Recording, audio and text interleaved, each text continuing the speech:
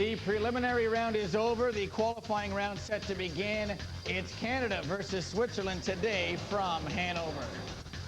Hello again, everybody. I'm Steve Cooley. Pleased to be joined here in our Toronto studios with Gord Stellick and Chris King, the Scores hockey analysts. Canada taking on Switzerland. We'll have more on that matchup in just a bit when we go back to Hanover and join Dennis and Jim. These two countries playing each other for the first time since 1999 in the qualifying round. And that year, Canada coming up big, winning in the qualifying round by a score of 8-2. Last year, in the regular portion of the tournament, Canada won by a score of 5-3. You take over your points against other qualifiers, so officially, Canada is 2-0 with 4 points. Michael Pekka is back in North America. He was injured in Canada's third game versus Russia. The former Sabres captain has a fractured cheekbone, and he had played very well for Canada, the inspirational leader in the tournament, Gord. He had 1 goal, 3 assists for 4 points, and really for him, it's been a tough year, and he will be missed. Well, he certainly will, and it's it's a huge loss in one way because you can never replace a Michael Pekka, what he brings to the team, but the depth that Team Canada I think is going to help out in this case. They got a lot deeper than previous teams, but he was the best player in Game 3. I mean, he was the best player in the game against the Russians. When Chris Draper went out there to get the MVP award instead of Pekka, we couldn't figure it out, but here's what happened. A rather innocent-looking play, kind of a head-to-head, a visor-to-visor, but Pekka comes back in, scores the goal despite the fact he'd already injured his cheekbone. That's the last we see. Mike Pekka scoring the goal, accepting congratulations, then he goes off, and he knew right away, I think, that it was a serious injury. So the nice part was we're talking about Mike Pekka on the ice. We weren't talking about the contract situation like we have for most of the year, and even though he only played 3 games, he really shows what he can do for an NHL team, and I think it was a great audition maybe to play for Team Canada in the Olympics. You talk about his 4 points, and that will be picked up, the slack will be picked up from a lot of guys, and different guys will be asked to do that. But I think where they're going to miss Michael Pekka most is the way he runs a room. He is the room general, and he has done that his whole career. And they're going to ask some guys to step up that aren't necessarily leaders on their respective NHL teams to be able to make up for that slack. And I look at guys like a Scott Walker, who's having a heck of a tournament so far. A guy like Stevie Sullivan, when he was given the A in Chicago, ran with it and had his best offensive year. And a guy that will have to show up more so that he has already is a guy like Jason Smith. With his intensity, the way he leads on the ice, that's going to have to be replaced. And it's really going to be a group effort from everybody to make up for this big loss. Yeah, and officially now Ryan Smith has been named Team Canada captain for the rest of the tournament. The first time he has been captain of a team since Pee Wee hockey. All right, for their thoughts on today's matchup, let's go to Hanover and join Dennis and Jim. Guys, a key game in this tournament, Jim, a situation. Canada going against Switzerland, a team they should beat, but a team that is better than Norway and Italy. They're coming off the high against Russia. Is there a worry about an emotional letdown? There's always a worry. You can talk about it, but you don't know until you get out on the ice. The one factor that I think will make a difference here and prevent that happening with Canada is the fact that Mike Pekka is not with this team. So you pull that out, and everybody thinks right away, I got to be a little bit sharper. In addition to that, they get the opportunity to play in spots where Pekka would have played. So although Canada, sorry to see Pekka not in the lineup, I think it does give them an added push so that they play a strong game against the Swiss here this evening. Canada and Switzerland as round 2 gets underway. Canada with 3 games in the qualifying round. They'll also take on the Czech Republic and Germany, but today it's Switzerland. When we come back, more on the pre-game show. Canada has looked very good so far in the tournament, scoring 13 goals, allowing just 2. Today from Hanover, it's Switzerland when we come back.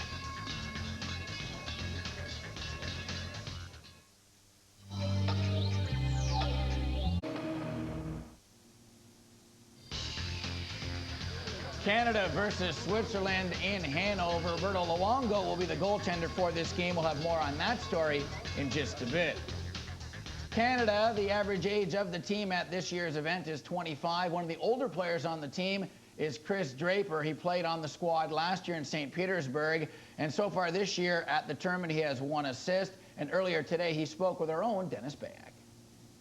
Joining us is Chris Draper. A thought, first of all, on the loss of Mike Pekka. Yeah, that's tough. You know, obviously Mike, you know, had a tough year. You know, not playing competitive hockey for a long time, and you know, he finally gets into a tournament like this, and he was, you know, playing great for this hockey club. Obviously, the captain of the team, and rightfully so, playing so hard. And it's, you know, I'm sure he's very disappointed, and it's a tough loss for our hockey club. A couple days ago against the Russian team, it was like the NHL. You two guys plus Isbister had the opportunity and the assignment of covering Yashin's line.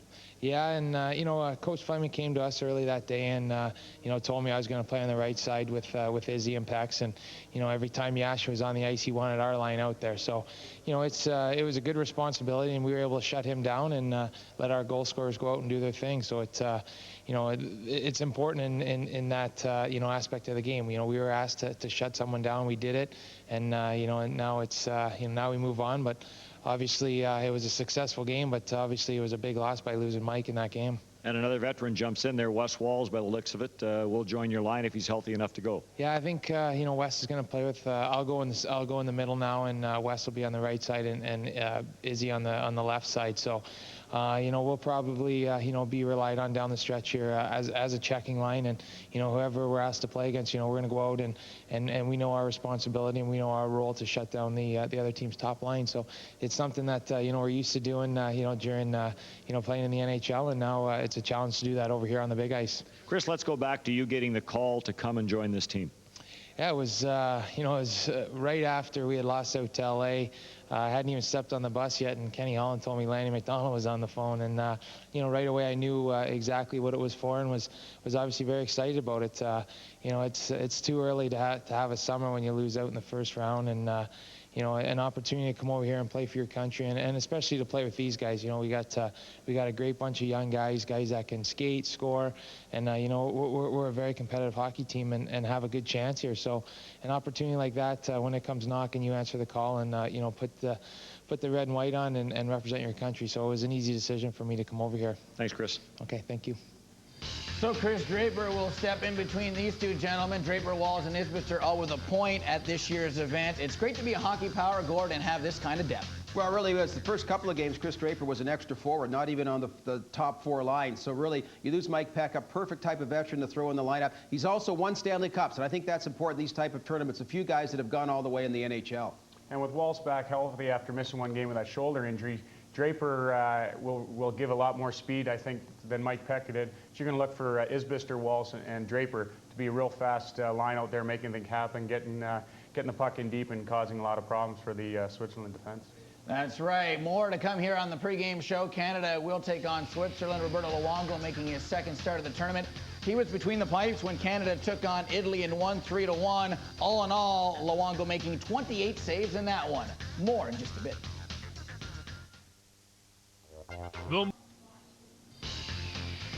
Welcome back. The puck will drop in Hanover any minute from now. Canada taking on Switzerland. The last two times they have met, Canada has won by scores of 5-3 and scores of 8-2. Scott Walker leading Canada in scoring right now with 2 goals and 2 assists, so watch for him now that Michael Pekka is out. Let's go to Hanover and join Dennis and Jim.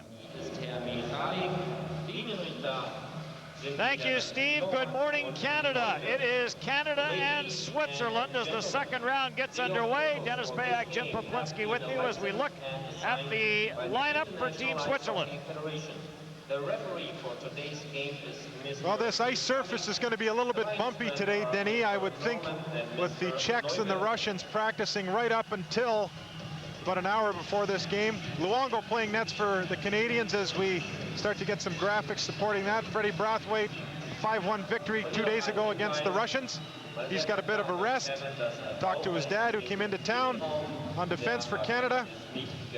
A look, and the one open spot, Chris Draper, has now moved up into forwards with 6D, 7D, and 16 forwards. There was one extra with Mike Pekka injured and out. Wes Walls, who did not play the other night, is back in the lineup tonight. Draper will go to center ice on that line. Mike Pekka has returned to Canada with the fractured cheekbone, and the Canadian coaches are a little bit concerned about this team, this game today.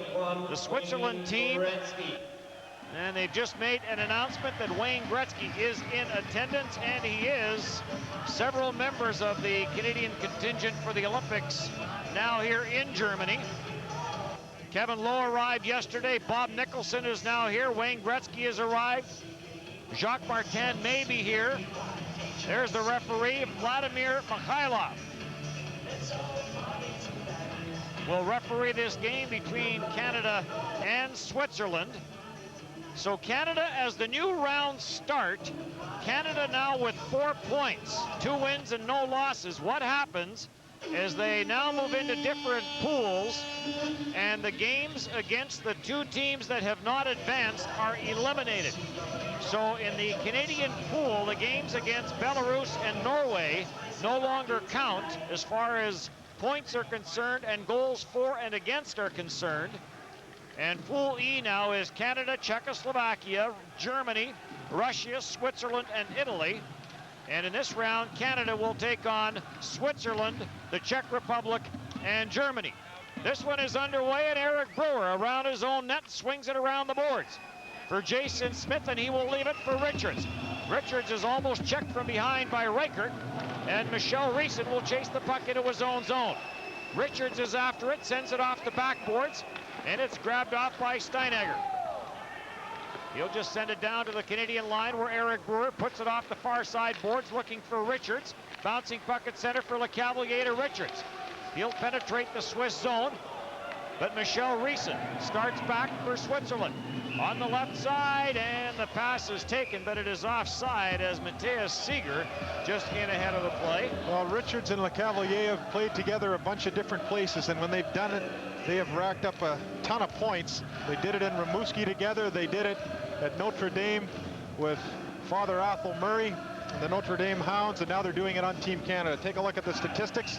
If these numbers keep going, Joe Thornton and the rest of the Canadian squad will be happy about the contribution that this dynamic duo makes. Ever been to Notre Dame College? No, I have not. Wilcox, Saskatchewan is where it is located.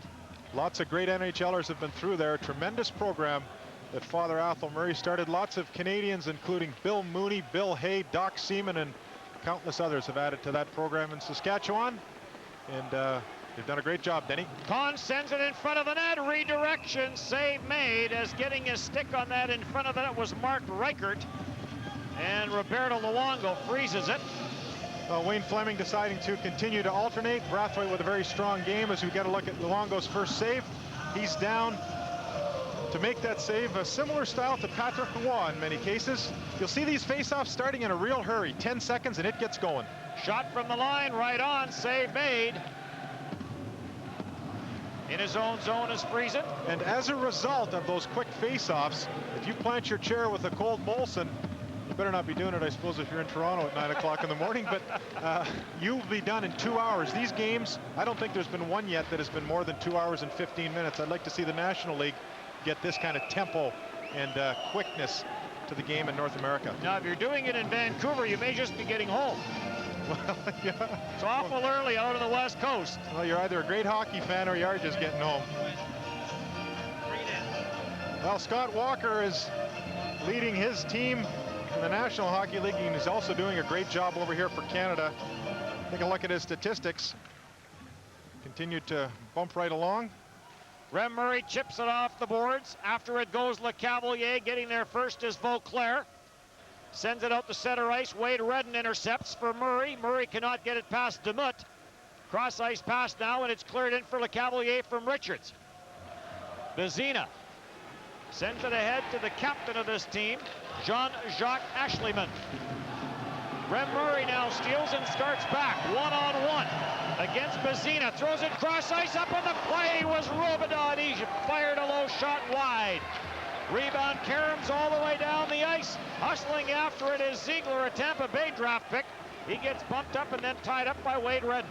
Well, the Swiss have got lots of quickness. They got some good size. They're a disciplined team as well. Kruger's done a good job with them. He's had them together now for a good month. Remember, the Swiss have got a full-time national team program, so they've got additional practice time compared to somebody like the Canadians. Draper on the far side bumps at the line along with Yenny. Loose puck for Jason Smith, and he'll send it in. Isbister was waiting for it in the near side boards, but it stopped in behind the Swiss net. Cleared to center. Brewer comes across, just gets a piece of his man Yenny, and the loose puck is taken by Wes Walz. He'll reverse into the corner for Brewer. No score, Canada, Switzerland. And Wes Walz with his first shift of the game after not playing against the Russians. His shoulder at 70% 2 days ago. It's better than that now. He's still hurting a bit, but with Pekka out, he's called into action, and he's happy to be there. And excited to be in this game because Wes Walz has played against most of the players on this Swiss team, as he spent 4 years playing in the Swiss League. Well, this guy is a skilled player. He has that European addition to his resume now. What a great story coming back, playing in the National League this year with the Minnesota Wild. Absolutely outstanding and great contribution to this hockey team. You are watching Molson World Championship Hockey on The Score.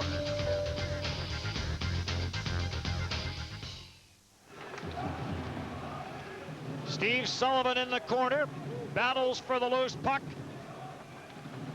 Comes up with it in behind Gerber, and Gerber uses the old sweep check to knock it away. Ryan Smith, the new captain of this Canadian squad after the injury to Mike Pekka. In behind for Sullivan. Thornton out there as well. Wrap around for Smith, and Gerber gets the pad spread and makes the save. Out front for Sullivan, he's alone. A bouncing puck as the pass comes from Thornton. Thornton in the corner controls. Gets away from the checking of Keller for Ryan Smith. Tries to go behind the net. Keller just gloves it up. And play whistled down. We'll get a stoppage. Now there's a look at Scott Thornton's cousin, Joe Thornton. We're laughing because in game one, Jim accidentally did call him Scott a couple of times. Well, just once. Okay. Maybe twice. Well, who's got it? 2-3 time. You want me to tell you the Boom Boom Jeffrey on story at 2-3 time? In the corner, Friesen controls, takes a bump on the play from Patrick Suter, and Suter comes up with it for De La Rosa. Cross ice into the Canadian zone, off the backboards for Morris, quickly for McLaren, and quickly up for Friesen, but De La Rosa's in on him. Patrick Marleau comes across to help out, McLaren there as well. Marleau for Friesen. Friesen tries to work it by Jenna, can't, and it's right back into the Team Canada zone where Carl McLaren will retreat. Nearing the 5-minute mark of the opening period. Morris to center, gets away from the checking of Ziegler. Morris with some room, sharp angle shot, and the save is made by Martin Gerber, and he'll hold it. Well, quite an interesting story with the Swiss League playoffs. Lugano, who hasn't lost very often, had the championship game, the 7th game in their town against Zurich. And Zurich actually, you see the number of players from these two teams, but Zurich beat them, and there was a huge riot, water cannons and all sorts of stuff.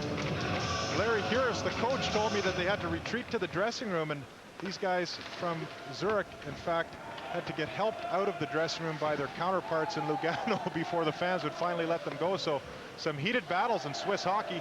All of these 10 guys now are on the same team together, so I'm sure they're enjoying talking about something that hopefully is very rare, not only in Swiss hockey, but throughout the hockey world. That's not supposed to happen in Switzerland, though. They're not a peaceful nation. And it's not supposed to happen anywhere. True.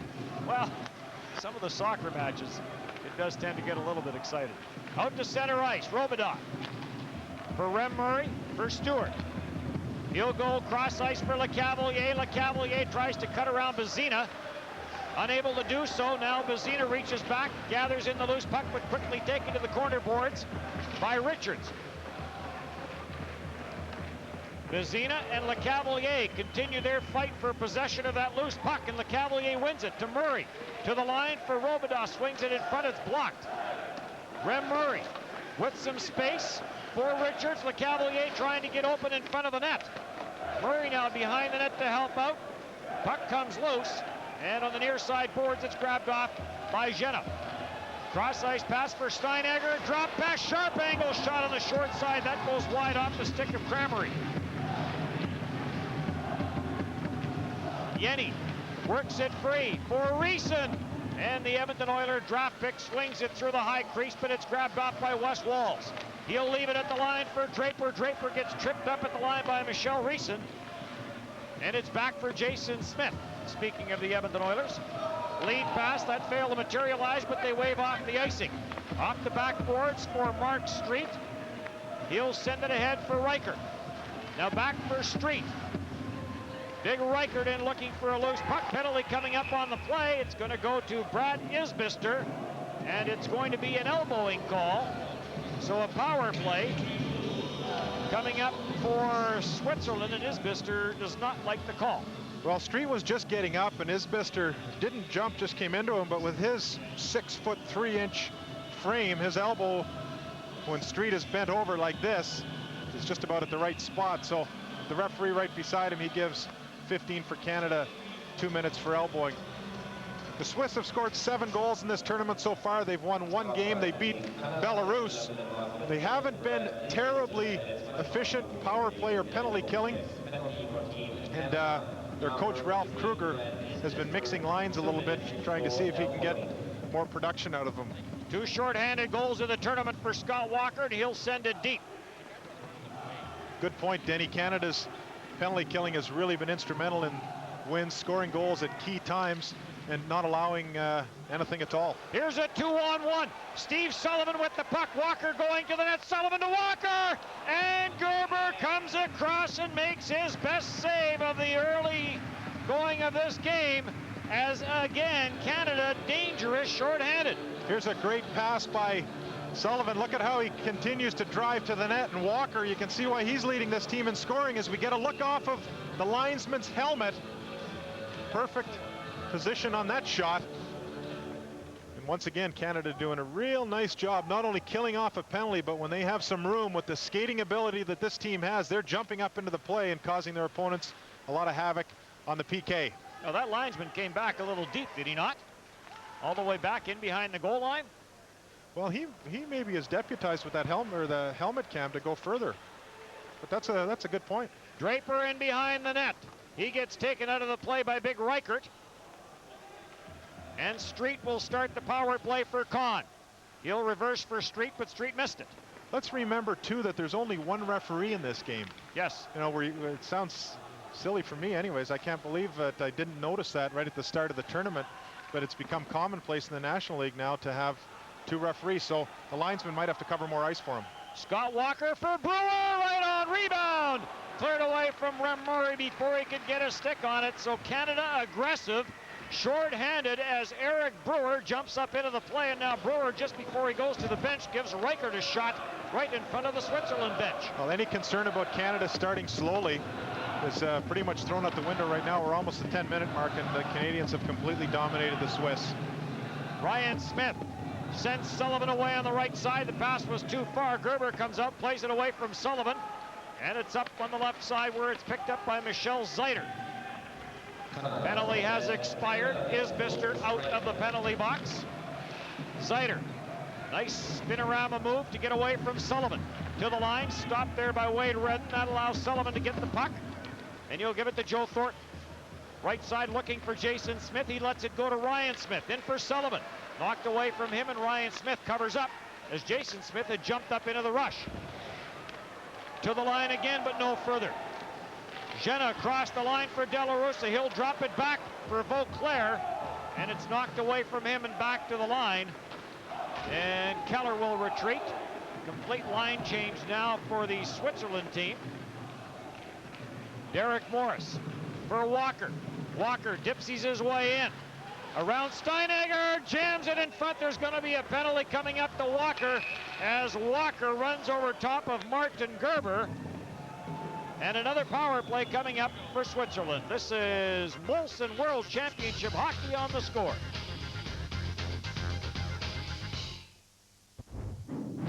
Game 4, Leafs and Devils last night. Sergei Berezin with the game-winning goal. The series is all tied at 2 apiece. Charging the call against Walker. Power play for Switzerland. Their second power play opportunity of the afternoon. In front of the net, a backhand shot by Yenny that just misses. Michel Reeson tracks it down, sends it to the line. Back in by Suter for Reeson into the slot off the stick of Yenny. At the line, Suter will control, sends it behind the net, centering pass, score! Steinegger lets the shot go from the high slot, picks the top corner on Luongo. And a power play goal has Switzerland in front 1-0. The first time the Canadians have been down in this tournament. The Swiss with a nice, crisp passing play. Canada gets caught a little bit in deep. Wes Walz could perhaps have stayed a little bit higher in the slot because his two defensemen were right there as well. And Steiniger with a perfectly placed shot. Take a look. He looks this one right to the corner. One of the dangers when you cover the lower part of the net like Luongo does, if you get somebody that can thread the crosshairs like Steiniger did, it adds up to a goal. 1-0 in favor of Switzerland, the power play goal. So Canada now, despite having some great chances, trail in this game 1-0, cleared in on the left side. The pass for Plus was too far. Face-off will come back. Well, the Swiss have got quite an interesting setup now. Because they're not part of the European Union, they require or limit the number of imports onto their teams, and when those limits are imported, they have to develop more players internally. So they've really been putting a lot of dollars into their junior program, and as a result, they're starting to get some real solid young players. You've mentioned some drafts already from the Swiss divisions that have come to the National Hockey League, Denny, and word has it there's going to be lots more. We'll take a break from Hanover, Germany. This is Molson World Championship Hockey on the Score.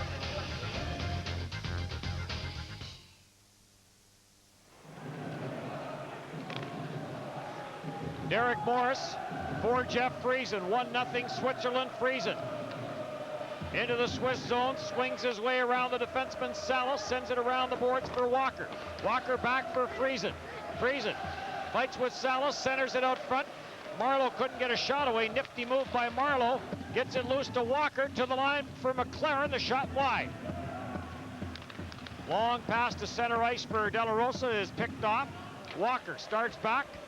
Line change for Switzerland. In front of the net and taken down, going to the net was Walker. Friesen could not reach that clearing pass, and Wade Redden throws it for Derek Morris. Nice play by Morris, bats it out of the air right onto the stick of Richards. Richards looking for LeCavalier, it was behind him, and then Richards got knocked down on the play by Julien Vauclair. Ziegler in the corner, battles for a loose puck with Rem Murray. Vizina goes in as well, but Richards comes up with the puck. Tight quarters into the slot, shot by Richards, doesn't get through. Brad Stewart on the far side. He is spun around there by Ashleyman, kept it at the line. Stewart on the backhand, dumps it deep, and gets it right back as the pass does not get out. Shot from the line, right on, rebound. Rem Murray couldn't get a clean whack at it. And Ashleyman will start the rush. May have had a 2-on-1 with DeMunt, but elected to dump it in and head to the bench on the line change. LeCavalier for Ryan Smith as he comes off the Canadian bench. Could not catch up to a loose puck, and it's right back for Steinegger. He goes down. There's going to be a penalty to Sullivan. And Steinegger, who has the only goal of this game, draws the call. As soon as Canada touches the puck, play will be whistled down. Referee Vladimir Mikhailuk has the hand up. And now as Sullivan chops it into the corner, play whistled down. And Steve Sullivan will go to the penalty box for hooking. And Switzerland gets its third power play of the hockey game. Third in a row. Sullivan coming back. Have a look at it. Hooks a couple of times, and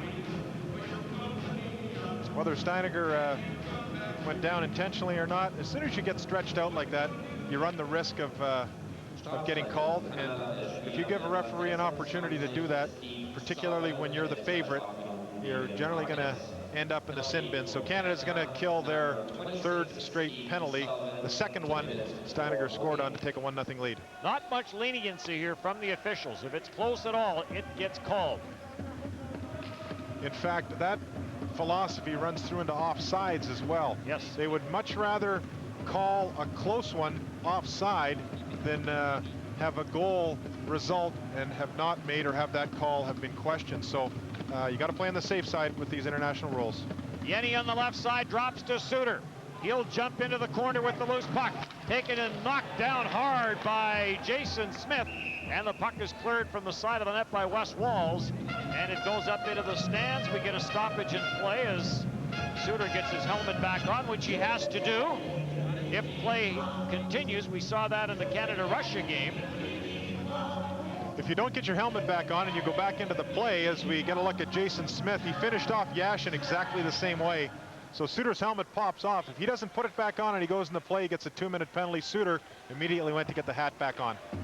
Back to the point. There comes the shot by Mark Street. Right on. Rebound. Then it's cleared from in front of the net by Brewer. Brewer gets hooked on the play by Plus. Gets it into the center ice area. And coming across is Kahn to pick up the loose puck. Flavian Kahn sends it all the way back in behind his own goal for Keller. Here comes the power play led by Mark Street. His cross-ice pass doesn't get through, and the second attempt does. But by that time, Kahn was offside on the right side. Well, Jason Smith has been a tower of power for the Canadian squad. Really turned things around, in fact, in a timely way when he scored against Russia, and also with a big hit on Alexei Yashin. And those sorts of plays at key points in games can make all the difference. And I would suggest that when he did hit Yashin, that turned the tide in the Canada versus Russia game that ended up, as we all know, in a 5-1 victory for the Canadians. And that victory may come into play later on as the second round continues. Wes Walz, very, very talented player, dances on the ice, seems to skate endlessly without getting tired, and that's what you need in this game internationally. When face-offs start, you'll see Draper's already in there. Every face-off is supposed to get going within 10 seconds. In the National Hockey League, there seems to be a lot of discussion around face-offs. Not so here. When that referee linesman is ready to drop the puck, it's going down, baby, and if you're not in there, the play's starting without you. Basically 5 seconds for the visiting team to make a line change, 5 seconds for the home team to make a line change, and then 5 seconds for everyone to get ready, and let's get at it.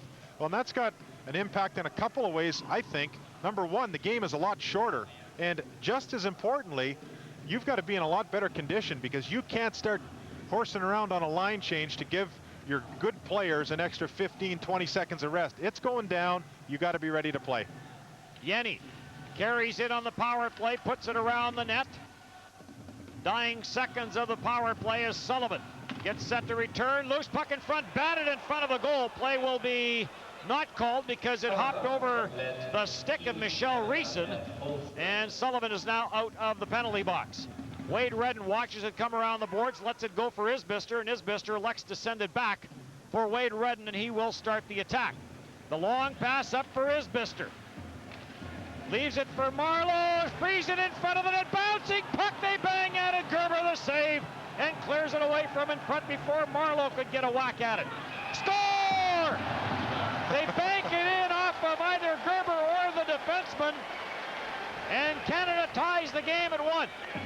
Now, you talk about grabbing an opportunity. Canada with a great penalty kill. Let's take a look at how this one went in. Friesen is banging in front of the net.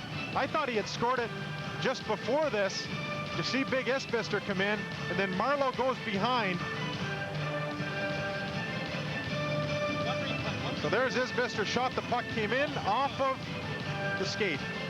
1-1, this is Molson World Championship Hockey on the score.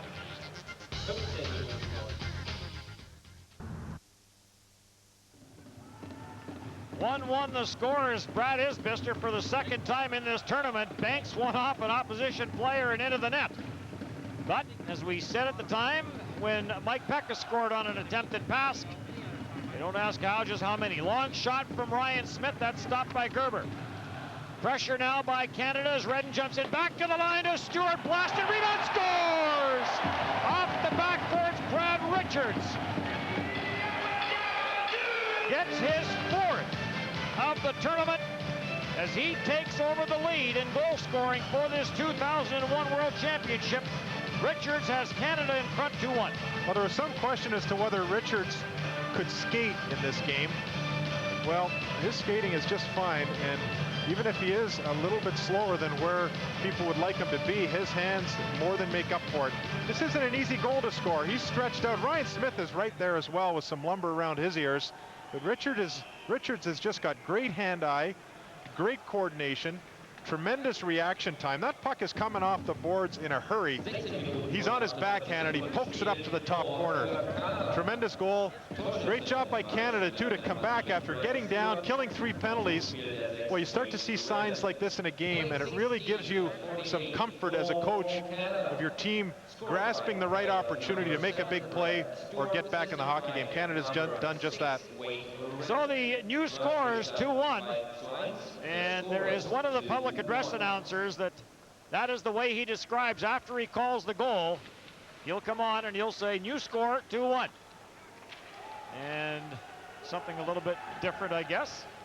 Gets the message across though, and they have given 2 assists on that goal by Richards, Stewart and Redden, and the goals 54 seconds apart.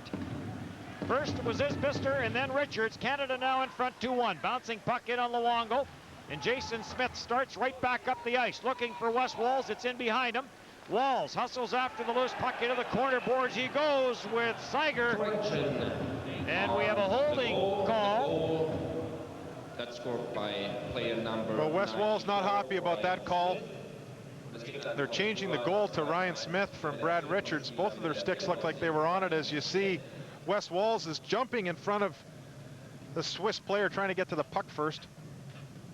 Well, they have made an announcement that they have given the goal to Ryan Smith.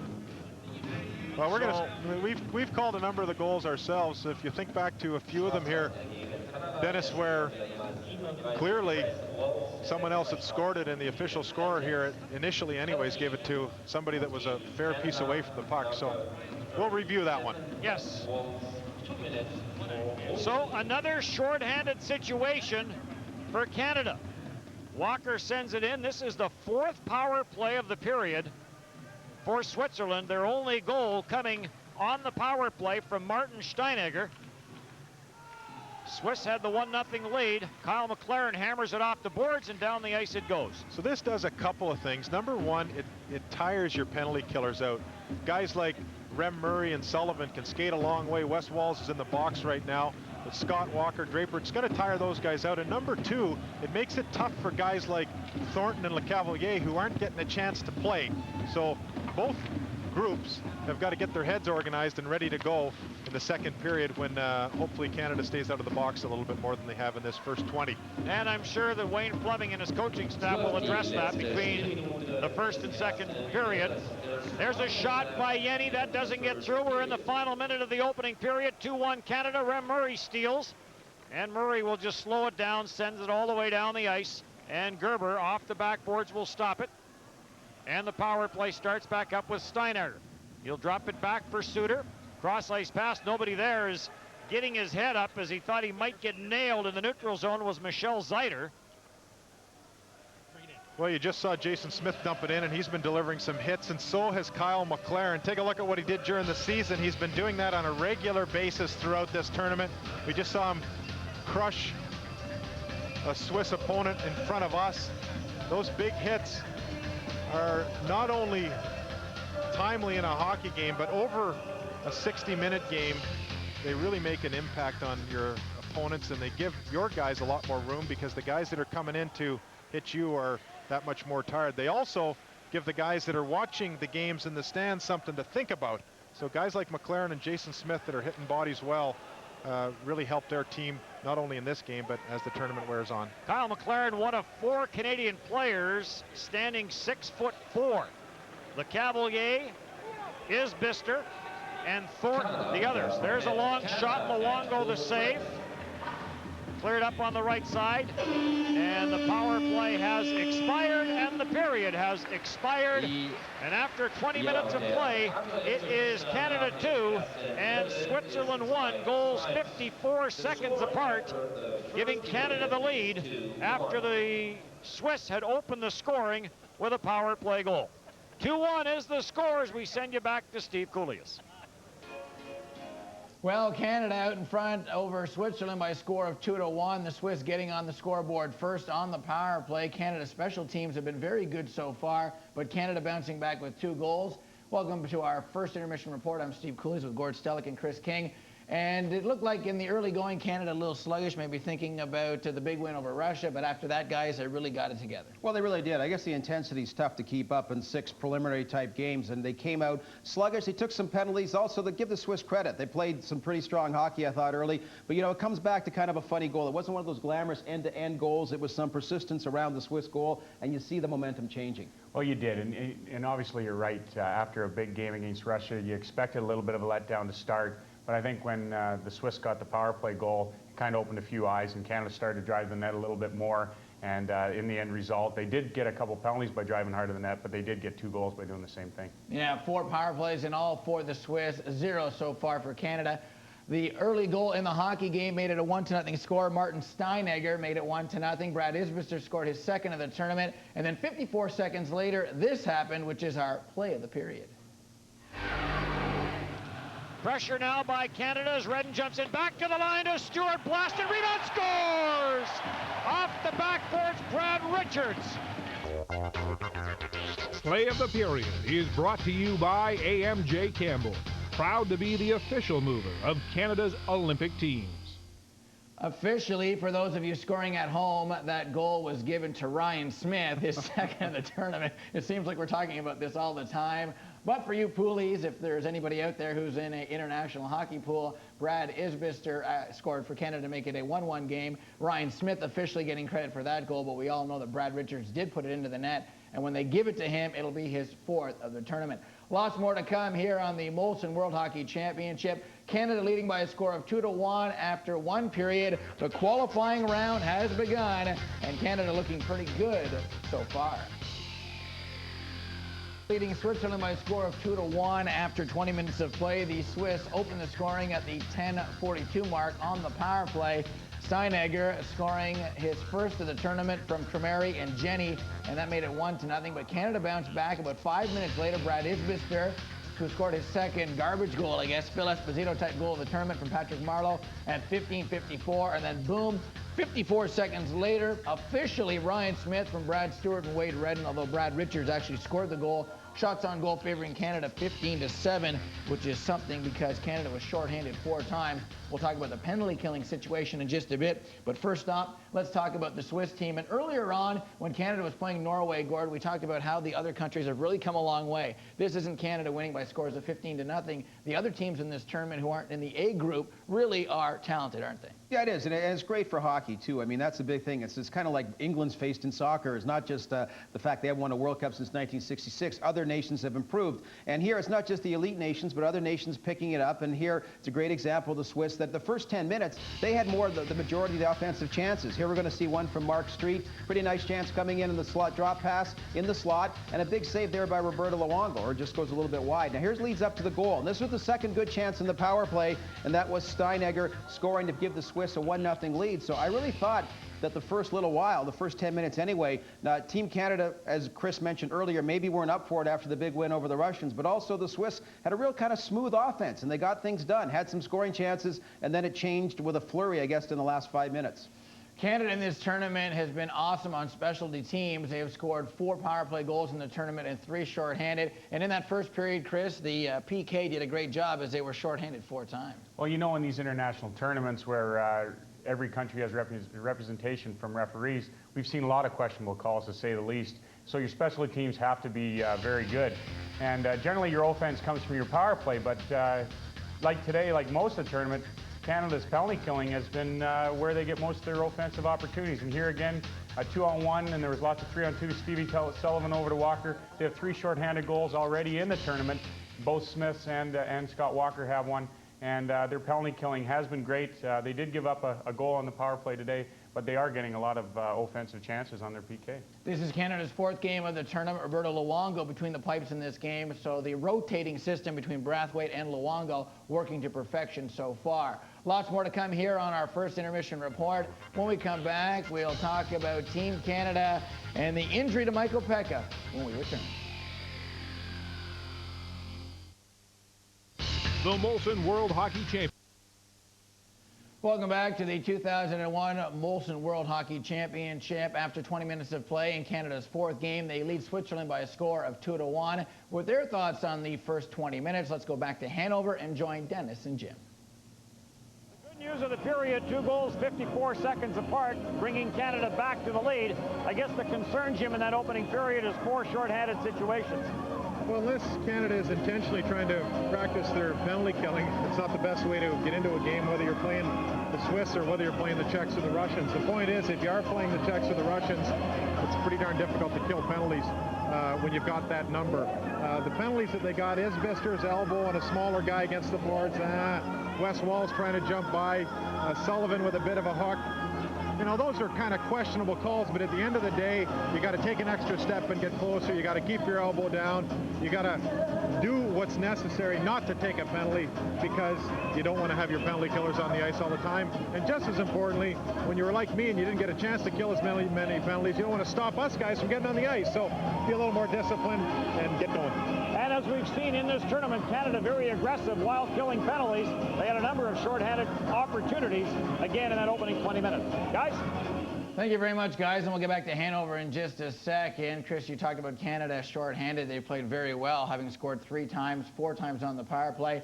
And part of the help killing penalties have been Michael Pekka. Of course, he is out of the tournament right now. They're going to miss him, and they're also going to miss his offense. Not only his leadership in the room, but the guy was leading the team with Walker with 4 points. Well, he was, and you know, as unfortunate it was to lose your captain, it's kind of a good time this early in the tournament that they did lose him. Guys are going to realize now over these next few games before they get to the medal rounds just what they have to do to pick up the slack. And you know, as like I said, as unfortunate it was to replace that guy, it's going to give these guys a real opportunity to see just what's expected of them here in these games. And we know Mike Pekka, too, was one of their top penalty killers, if not their top penalty killer.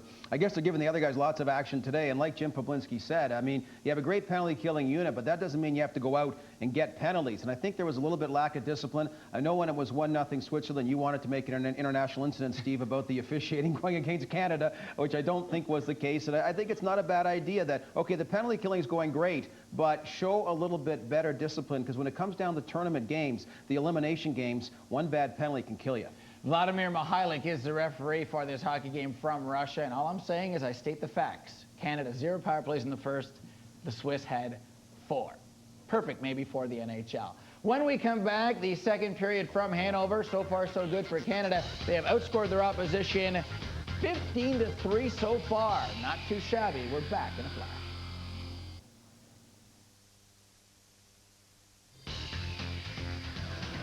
Well, they were happy when Steinegger gave their team a 1-0 lead. Not so happy when Isbister and Smith scored 54 seconds apart. The World Championships, if you want to book your flights over the next couple of years, Sweden is just a beautiful place to go. Gothenburg, Karlstad, and Jönköping. But in Prague, which is an equally beautiful city, there's some question as to whether this will happen, because there is a problem with the construction of the facility, some issue with the builder, and Winnipeg has been mentioned as a possible site. So book your tickets to Sweden and hold off on Czech Republic. Okay. We'll until we advise, Denny. Speaking of flights, we may be stranded here. Lufthansa has gone on strike, but they are just striking on Thursdays and Fridays. The pilots have walked out. There's a chance for Isbister, knocked away from him, and Michel Riesen starts the rush. Cross the line with Yenny. Yenny will take the drop pass, walks to the net, and Luongo gets the left pad down. Makes the save as a lane opened up for Marcel Yenny, forcing Luongo to come up with a good stop here early in second period. Well, Yenny is a pretty talented player. He plays for Färjestad, where an old pal of mine is GM, a guy by the name of Håkan Loob. And Loob can see talent. Clearly, he's got a guy that can move the puck and find open ice, and Yenny, crafty little guy, made Luongo work to stop that one. Stewart for Canada swings it by the Swiss bench into the neutral zone. Gerber watches it, leaves it off the backboards for Keller. Keller gets bumped by Sullivan. Sullivan wearing an A. He got the A on his jersey when Ryan Smith had the letter on his jersey, switched from an A to a C with the departure of Mike Pekka, the captain of this Canadian squad for the first 3 games, due to a cheekbone fracture. Out of his own zone, Plus gets dumped, play goes on. Bouncing puck at center ice, and Redden for Thornton, and Thornton cross ice pass for Sullivan. Sullivan diving to knock it in, gets a bit of a hook, on the right shoulder. Loose puck in front. Gerber bats it away. Ryan Smith has it. To the line it comes to Redden. His shot, and that goes wide off a stick. Sullivan for Ryan Smith. Ryan Smith gets taken to the backboards, and there's a penalty coming up. It's going to go to Keller.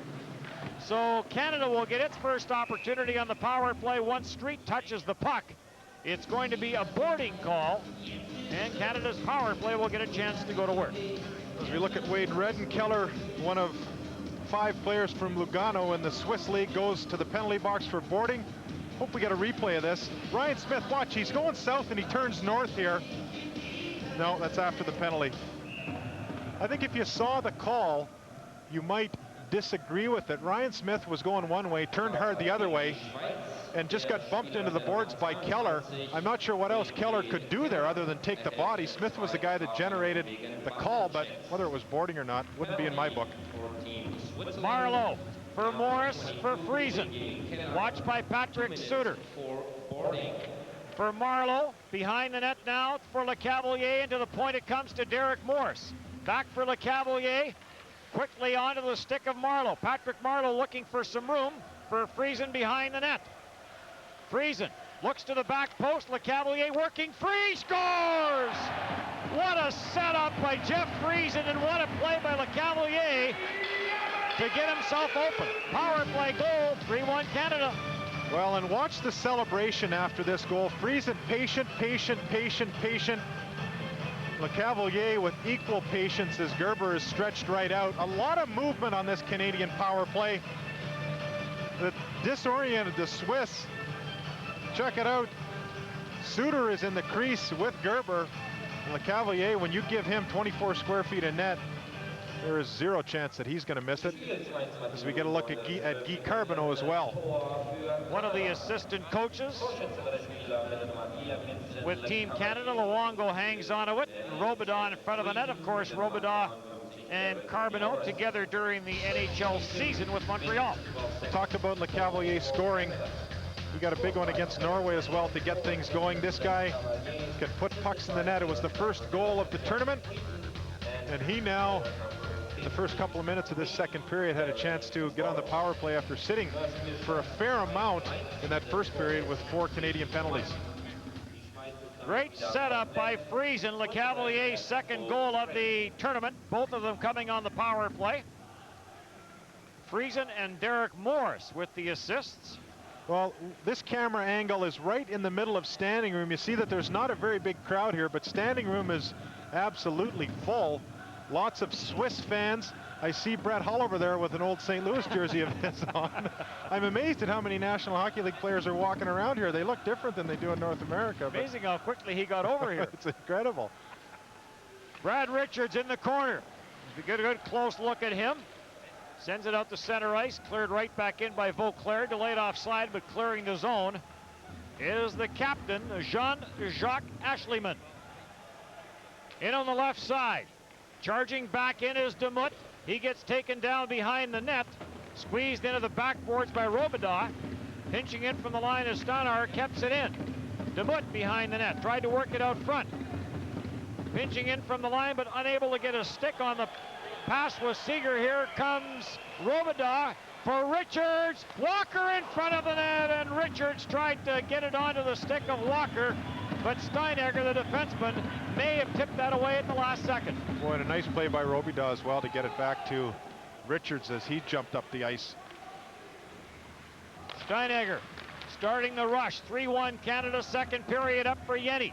There comes the shot, Luongo the save, rebound cleared by Jason Smith for Brad Isbister. Now remember the practice we watched yesterday as Luongo has been hit and is down.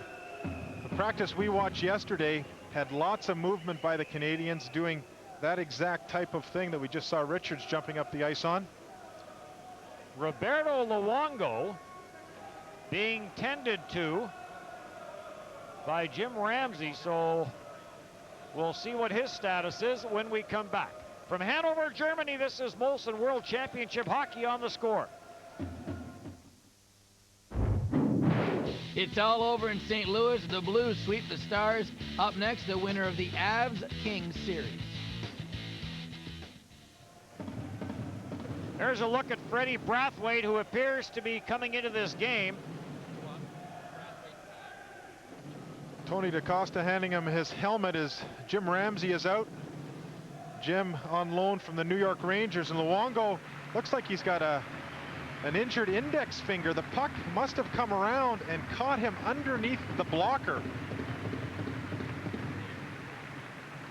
As Ryan Smith and Rammer, as he's affectionately known, give him a lift to the bench.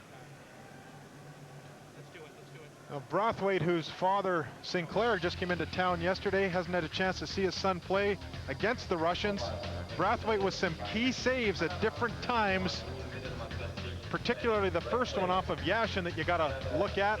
This was absolutely crucial. Just caught the tip of his glove, and that allowed Canada to withstand some real heat in the first 7 minutes of the hockey game against the Russians. And with that kind of backstopping, Canada went on to win 5-1. You mentioned Tony DaCosta and Jim Ramsey, both from Winnipeg. And DaCosta working for the Minnesota Wild in the NHL, and Jim Ramsey with the New York Rangers, as you mentioned. As the training and medical staff being kept busy here in Hanover as well. Robin McDonald and Pat Clayton representing Calgary, and then the two from Winnipeg we just talked about as Brathwaite smothers the puck. Don't forget Dr. Jim Thorne. Yes. From Calgary, lots of Western representation there. And Doc Thorne, a honorary member of the Flying DBs in Calgary that you would know well. Denny, as we see Fred Brathwaite's first touch on the puck. So Freddie Brathwaite coming in here early in the second period as Roberto Luongo takes one off the finger on his right hand. So Jean-Sebastien Giguère, who has been the third goaltender for Canada in this tournament, may dress for the next game, which is tomorrow night here against Germany. There's a centering pass in front that was blocked by the skate of Thornton, and Thornton starts out 2-on-1 with Steve Sullivan. Thornton on the backhand, right on Gerber, the save. Nice move by Thornton as he worked it around the defenseman Martin Steinegger and got the backhand away. Now I hope we get a replay of this, and if we do, it's not far enough back, because you get a nice look at Thornton on the backhand. He tried to slip it 5-hole and went a little too high. This play back from the blue line was exactly what Canada was doing in practice yesterday. Chip it off the boards when somebody's standing up, attack with speed, and generate a 2-on-1. Coaches love it when you do in games what you've done in practice. And the whole play started when Thornton blocked a shot in front of the Canadian net, cleared down the ice. This is an icing call, as going back to touch it is Michel Zeider. Easy to spot, may not get down low enough. He has white skates. Face off to the left of Brathwaite. I think he got those skates from the California Golden Seals. Here comes Suter, the shot, that goes wide. Walker chips it out to the neutral zone, cleared back by Salas, but then picked off by Derek Morris. For Walker, and he'll send it in. Salas is after it. On the right side for De La Rosa. Cross ice to the Canadian line. Leaves it there, and it's cleared deep by Zeider. Derek Morris on the left wing to Patrick Marleau. Marleau gets across the line, puts on the brakes, and backhands it deep for Friesen. Friesen to the point for Robidas, back in for Walker. On the right wing for Michel Reisen. He comes rink wide, and the pass was too far for Jena. Bouncing puck right in front of the Swiss bench, and now it ends up in behind the Canadian net, where Robidas swings it around for Walker. Walker chips it off the boards. Therefore, it is Michel Reisen back for Vauclair, now back for Reisen. For Ashley, but he'll send it in. Glove save by Brathwaite. Brathwaite quickly up for LeCavalier. Stopped at the line, following up is Murray, and Murray almost busted through. Now that's a heck of a play by Freddie Brathwaite. He's stopping the puck, and with a real nice wrist shot, puts it all the way up to the other blue line. The Canadian squad is really now starting to take advantage of this lack of a red line in the international game, and when your goalie's doing it, jeepers, your defensemen are going to too. Out front, LeCavalier to Murray. Murray was tied up by Ashleyman. Back to the line to Jason Smith. It goes off the stick of Street and kicked away by Gerber.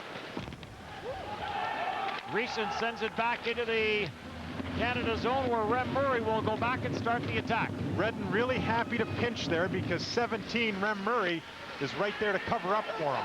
Ryan Smith, who did get the goal for Canada at the end of the period, goes to the net, slides it through. LeCavalier got a whack at it despite the fact he was on his knees. Another shot in front by Richards. That did not get through. Here comes Yenny across the line with Gramery. Gramery lets the shot go through traffic, blocked in front. And Richards for Jason Smith. For Ryan Smith. Jason Smith to the net. Ryan Smith ends up in behind the goal, gets tied up there with Gramery.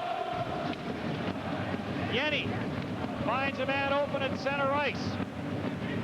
As Yenny looked for a return pass from Matthias Seeger, but it failed to materialize. Well, Ryan Smith with 31 goals with the Oilers this year, jumping up the ice with Jason Smith. There's a shot wide of the short side as Steinegger let that one fly. Jason Smith didn't get enough on the pass. Yenny looks for a man in front, feeds it through the crease, but Ryan Smith will take it off the far side boards. On the backhand, sends it over the glass up and down a play, and the linesman gets in quickly, wondering whether or not Con and Ryan Smith were going to get at close quarters. You're watching Molson World Championship Hockey on The Score.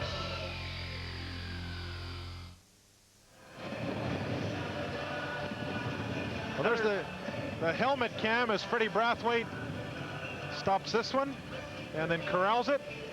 If you came to the game this afternoon, you were paying more dough. 25 Deutschmarks to 90 was the range in ticket prices for the preliminary round. And it's just jumped up between 32 and 117, depending on where you're sitting. And for all of our friends who aren't currency traders, the differential is pretty much the same as the Canadian dollar to the US as the Canadian dollar is to the Deutschmark. Offside, Wes Walz with some speed coming into the zone, takes the pass from Morris, but he was in ahead of the play. As we look at the Canadian bench, Wayne Fleming and his coaching crew, Jason Smith.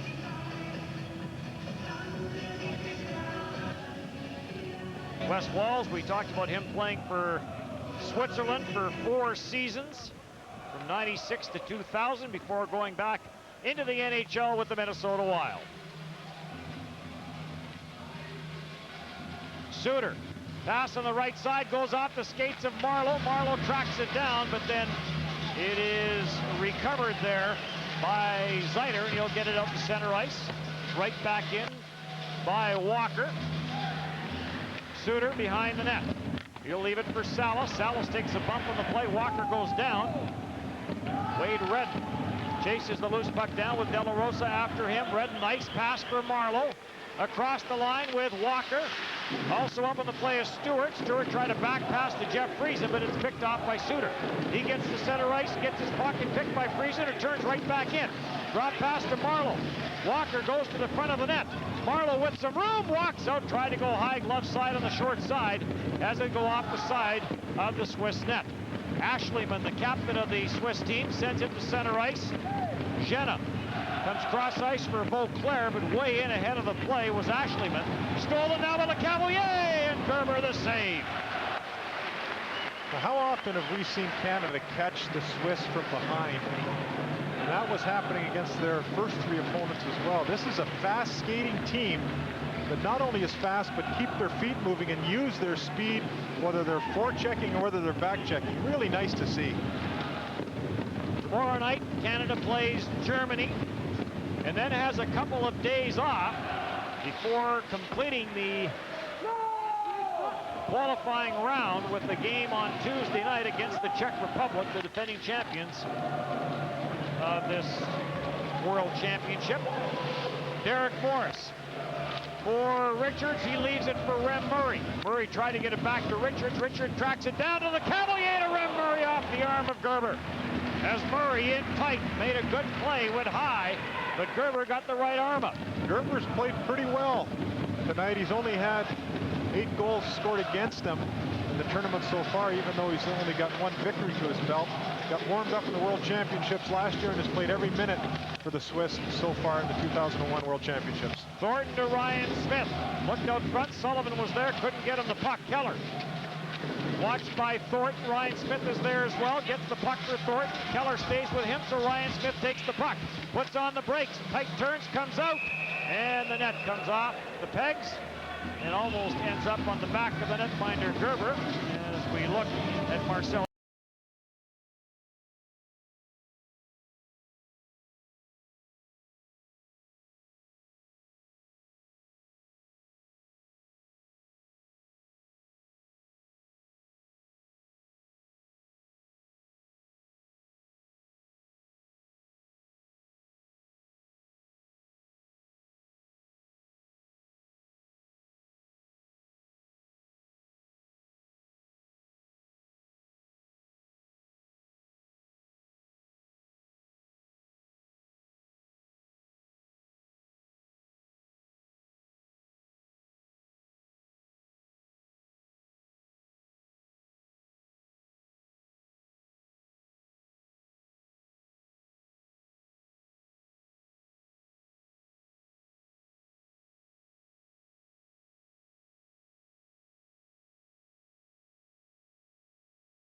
Norfolk that is coached by a former Canadian national team captain, Trent Yanni.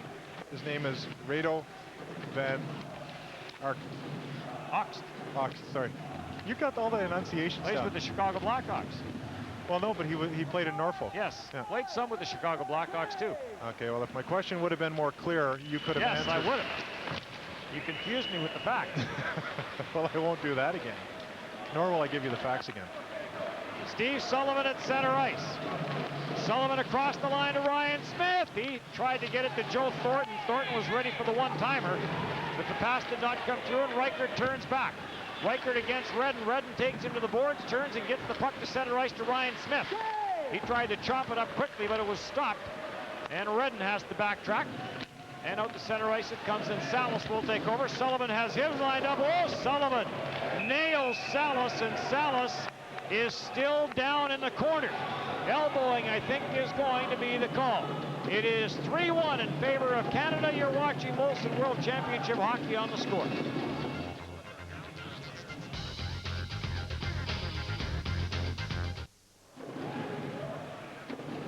Power play number 5 for Switzerland. They are 1 for 4 with the man advantage so far. Canada with some great opportunities shorthanded. 3 shorthanded goals in the tournament for Canada. They lead that category, obviously. Yenny drops it back for Bazina. Bazina winds his way to the line and gets it back for Marcel Yenny. Watched there by Walker. Back to Bazina, cross ice, one-timer from Street wide. Ends up in behind the net on the stick of Cremeri. Into the corner now for Reeson, and Reeson plays give and go with Bazina. Back to the line for Street. Down low in the corner, it comes loose, and it's taken by Drayton. Right side for Jason Smith as once again he charges up into the play. He has one of the 3 shorthanded goals for Canada in this tournament. Jason Smith killing off valuable seconds for Canada. And finally, Street takes the loose puck as Yenny took a run at Jason Smith. Loose. Cross the line, forced to the backhand, and forced into the corner by Brewer, and then he gets crunched by Walker, and then Brewer uses the long reach and gets the puck down to the Swiss line. Steinegger for Plus. Cross the line with Reichert. Reichert on the backhand, back for Plus. Plus to the backboards with Robidas. Walls is there. Walls takes a bump from Kahn, but gets the job done. Sends it around the boards and down into the Swiss zone. Rem Murray on the forecheck. Walls steals. Russ Walls behind the net. Walls taken to the boards by Steinegger. Gets away. Steinegger gets the puck. And he'll start up the ice slowly for Switzerland as the penalty to Sullivan has expired. Sutter in on the near side in front of the net as Eric Brewer laid the lumber on Michel Zeider. Brewer, he has been a presence in this tournament. Talking with Kevin Lowe, the general manager of the Edmonton Oilers yesterday, and he was talking about the outstanding season that Brewer had. Said he reminds him of a young Larry Robinson. That's a pretty good compliment. Here's a hit from behind that is going to get called. And a power play coming up for Canada. This will be their second power play opportunity of the hockey game, as heading to the penalty box is Sandy Jetta. So Wayne Fleming will get his power play crew out there. You talked about Brewer. We'll pull up some numbers on him, Denny. Take a look at these here over the last couple of years. Plus 15, 21 points with the Oilers. The playoffs, a point per game. Look what he's done in the World Championship so far. A great pickup by Kevin Lowe, taking Brewer from the Islanders. That would have to be classified as a steal for the new Oiler general manager. A great way to start when you can make some trades like that that have a sudden impact on your team in the year that you do it, and in addition, add value over the long term. Canada 1 for 1 on the power play in this game. This is their second opportunity. LeCavalier, who got the power play goal, gets it back to Derek Morris, who had the power play assist along with Friesen. Back to LeCavalier, fakes the shot. There's Friesen. There's that same combination. Back for LeCavalier. Watched by Plus. Back pass for Friesen. Back for Derek Morris. He waits for some traffic to get to the front of the net. None does. There it comes. There comes the one-timer. He drilled it wide. Derek Morris could shoot the puck. Look at the motion on this Canadian power play. Redden and Morris were down deep. They just turn right around. It's like they're on a wagon wheel. Close across the line, short-handed, tries to barge his way through as LeCavalier was back and now takes the puck as Close. Here's Friesen in front of the net, sharp angle, elects not to shoot, and then centers it back out, and it's deflected all the way back into the Canadian zone where Eric Brewer will go back for it. I think I might have even just pounded that one at the pillows. Friesen was wide open. Sullivan way down ice here. He's inside literally at the hash marks in the Swiss zone. What he's trying to do is time himself so as the puck comes up, he gets a little bit of speed, because you can fire that pass literally 175 feet. Derek Morris with 28 seconds in the power play for Eric Brewer. Around the boards, Gerber comes out but couldn't stop it. Brian Smith takes it off his skates onto his stick, now to Thornton. Thornton for Stewart. In some traffic to the front of the net, cleared away by Gerber. Brewer takes a bit of a bump, sharp angle. Backhand shot by Ryan Smith, doesn't get to the net. Smith in the corner now for Thornton. Sullivan off the back post, and it's just tipped away from him by Yanni. Sullivan to Brewer, and he gets that one probably a little higher than he would have liked, as Ryan Smith had the duck to get out of the way at the side of the net. Just a tad high. A little bit of chin music for his teammate. Here comes Cromeri. Cross ice for Yenny. We are in the second period. In the final 4 minutes of this period, 3-1 Canada, was 2-1 for Canada after one, and the Cavalier's a power play goal here in the middle frame. Switzerland did score first in this contest, a power play goal by Steinegger. Sullivan in for Ryan Smith. He tried to knife it through the pads of Gerber, and Gerber got the stick out and poked it away. Zeider to the line, drops it there for De La Rosa. His quick shot, not much on it, it goes wide. Kyle McLaren chops it up for Sullivan. Sullivan and Steinegger whack at the loose puck. Sullivan finally does come up with it, but quickly in on him was Alain Demuth. Richards. Steinegger watches him. Some dipsying at center ice by Richards. Finally runs out of real estate as De La Rosa forces him to the boards in front of the penalty box. So Richards gets it deep. De La Rosa chops it to center ice. Kyle McLaren, as some of the German fans start to sing. If you want to hear them sing, wait till tomorrow night's game, Canada and Germany. That'll be an 8 o'clock start here. So that'll be a 1 o'clock start Pacific time. Demuth tried to get it to Steinegger, couldn't. On man rush. Here comes Richards with Isbister. Score! Shot it wide. Isbister had nothing but net as he pulled Gerber, but shot it wide. Isbister, another whack, scores! Brad Isbister missed the net on the backhand. That's what he's smiling about.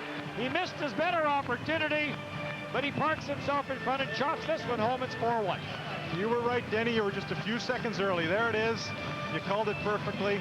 And Isbister comes back. Good discipline. We saw the Canadian team again practicing yesterday, stopping in front of the net. Isbister does that, and he's rewarded. I was ahead of my time. Speaking of time, let's take a timeout. You're watching Molson World Championship Hockey on The Score. What a comeback for the Dallas Mavericks. They trailed 2-0, but they win the series 3-2. Calvin Booth with a game-winning shot in Game 5. Keller for Street behind the net, and now back for Keller. Late stages, second period, 4-1 Canada. 4 straight goals for Team Canada after Martin Steinegger on a power play had given Switzerland a 1-0 lead. Last year, the last time these two teams have met at this championship was in 1999. Canada won by a score of 8-2. Switzerland was 6th last year in this tournament, Canada 4th. Switzerland's best finish was 1998 when they were 4th. Final minute of the period. Around the boards, Auclair. Marleau is after him. Jams it up for Plus. For Reichert. Off his skates, it deflects in on Freddie Brathwaite. Brathwaite came in earlier this period to replace Roberto Luongo. If you're just joining us, Luongo took a shot off the blocker hand and has left the game. And Luongo may know some of these players as well because he taught hockey school in Switzerland for part of last summer. There's the camera that is on the head of the linesman. He's actually he's actually a cyborg. They've got it embedded right in the middle of his forehead. It's actually amazingly clear. We watched here about a week ago the practice of this instrument. Had a guy walking around seeing how it worked. We weren't quite sure what was going on, and had it explained. Now, do you think if a guy had a headache it would show that or not? Or well, no, that's not what it's for, Denny. It's to broadcast the pictures. If you have a headache, you take a pill or see a doctor. And the reason I mentioned the headache, if you walked around the concourse of this building, despite the fact it is kind of only the middle of the afternoon here, there is a lot of pints being consumed. Well, not only that, there's a fair number of cancer sticks as well. Yes. Holy mackerel. Now, a good friend of mine tells me that, in fact, it is 10% of what it used to be over in Europe with the amount of people smoking. He said it was a lot worse even 5 or 6 years ago. So imagine that. Because there's no smoking allowed in the arena area. Kyle McLaren was born in Humboldt, Saskatchewan. Okay. Yes, he was. What other great national hockey leaguer was born in Humboldt, Saskatchewan? Did he play goal? Oh, 504 straight games without a mask. Glenn Hall. And he turned 70 years old about last week. Well, happy belated. No, Glenn Hall. Around the boards for Suter. He is stopped on the play, and Ryan Smith leads the rush with Richards. He tries to get the one-timer, the puck rolling a little bit. And Jim talked about that. There's going to be a penalty, as getting nailed from behind was Richards. Canada will get another power play opportunity. It's going to be checking from behind. Richards comes over and has a little chat with Bazina. Ryan Smith, the captain of Canada, in there as well. Well, just mark down 13 and see if anybody finishes that up in the third period. Here's a look at the hit. It's a dangerous spot when you get 3 or 4 feet from the boards, and you know, my view only, when you are in that range as a player with the puck, you gotta be aware that somebody can hit you. It doesn't matter whether you got a stop sign on the back of your shirt or not.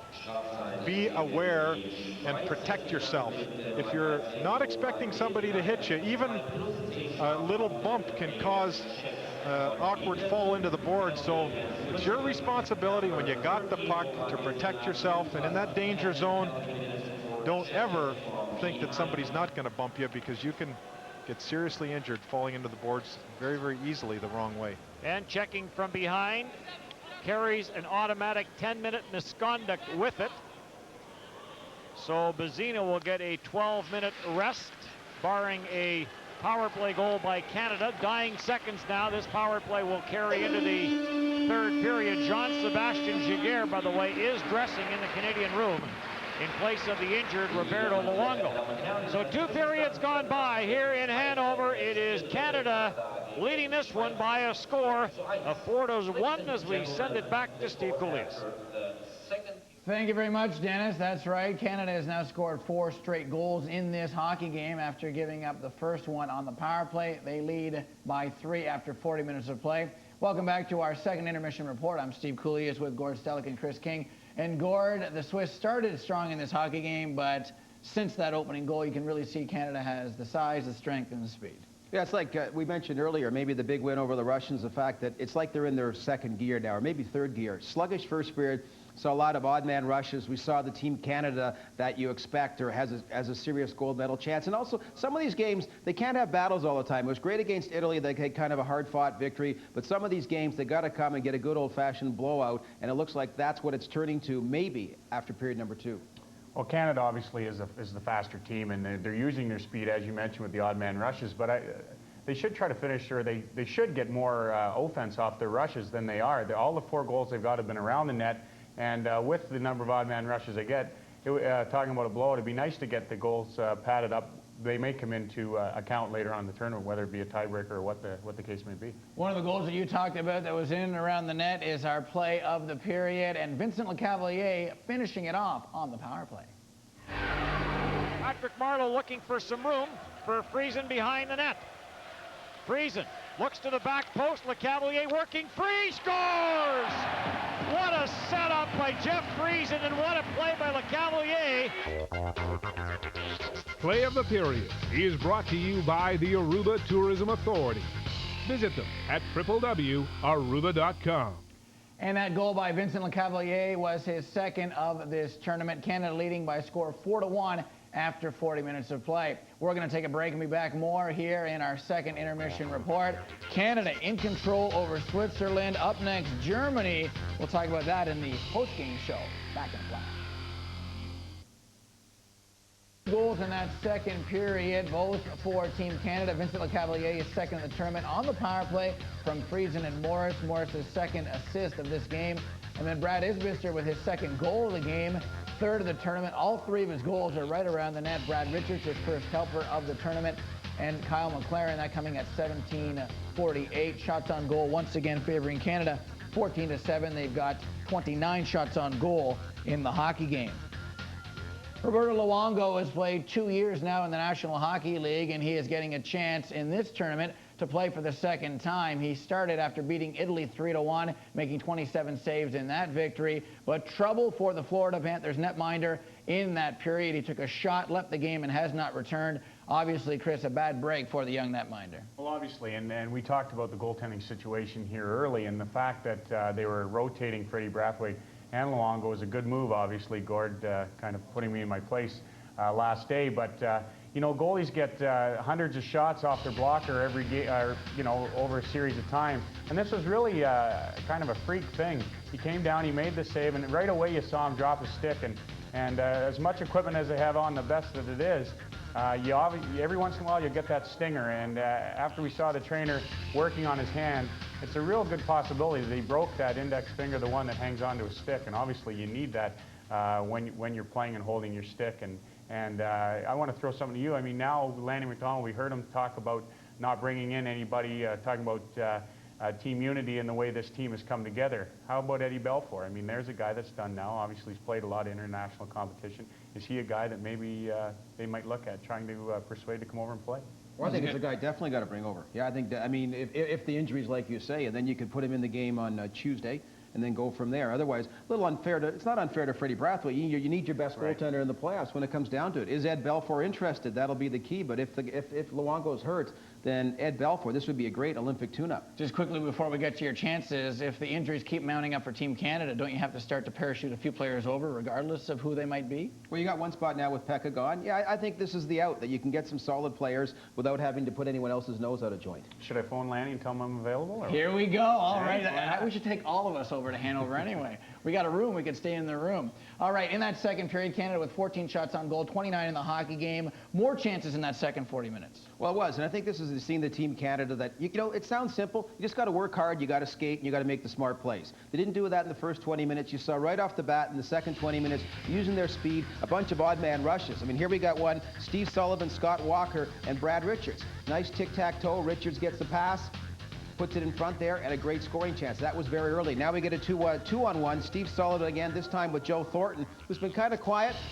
A little bit of give and go, but Thornton decides to go on the backhand. And these were two chances that happened, but it was indicative of the way the period was going to go. Canada playing a lot better, playing a lot more offensive. I think Wayne Gretzky, if he's watching in the stands, a lot more impressed by this 20 minutes. So we're going to take a break here on our second intermission report. Fred Brathwaite now between the pipes for Canada, playing now officially in his third game of the tournament. He leads all goalies with a 0.50 goals against average. Canada up 4-1.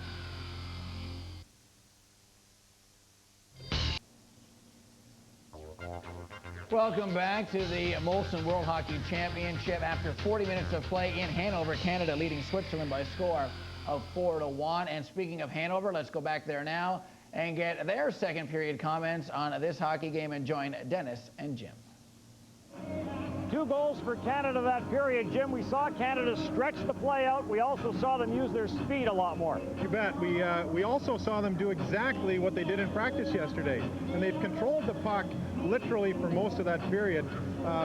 When you get a team that has the ability to skate like Canada does, handle the puck the way Canada does, and they do that, boy, it makes it awfully tough for your opponent. And I thought the Swiss, in addition to the respect that they have for the Canadian team and the aura that comes with it, did not respond to that at all. And as a result, they're not even in this game. I mean, I would say if you looked at puck possession in that second period, I don't think the Swiss had it for 40 seconds. So the Canadians are dominating the game. They have the puck all the time, even when they're killing penalties.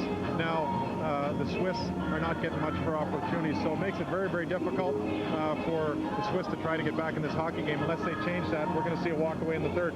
And Canada will get an opportunity to increase that lead as they start the third period on the power play. Guys?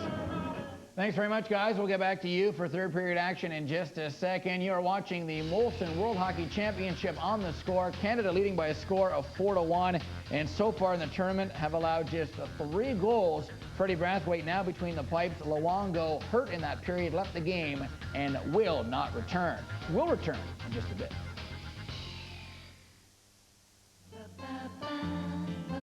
Share the moment, share life.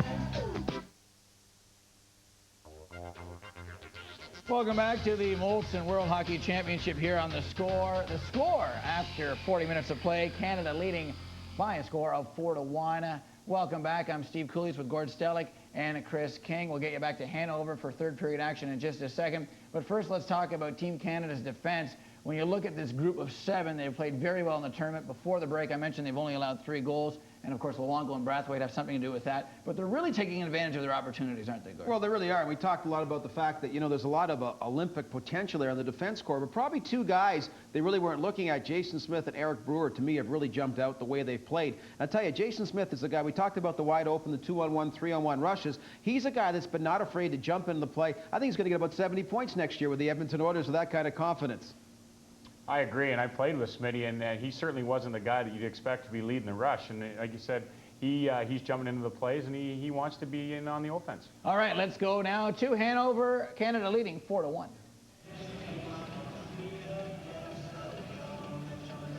Welcome back to Hanover, Germany. 2001 World Championships. Canada leading Switzerland by a score of 4-1.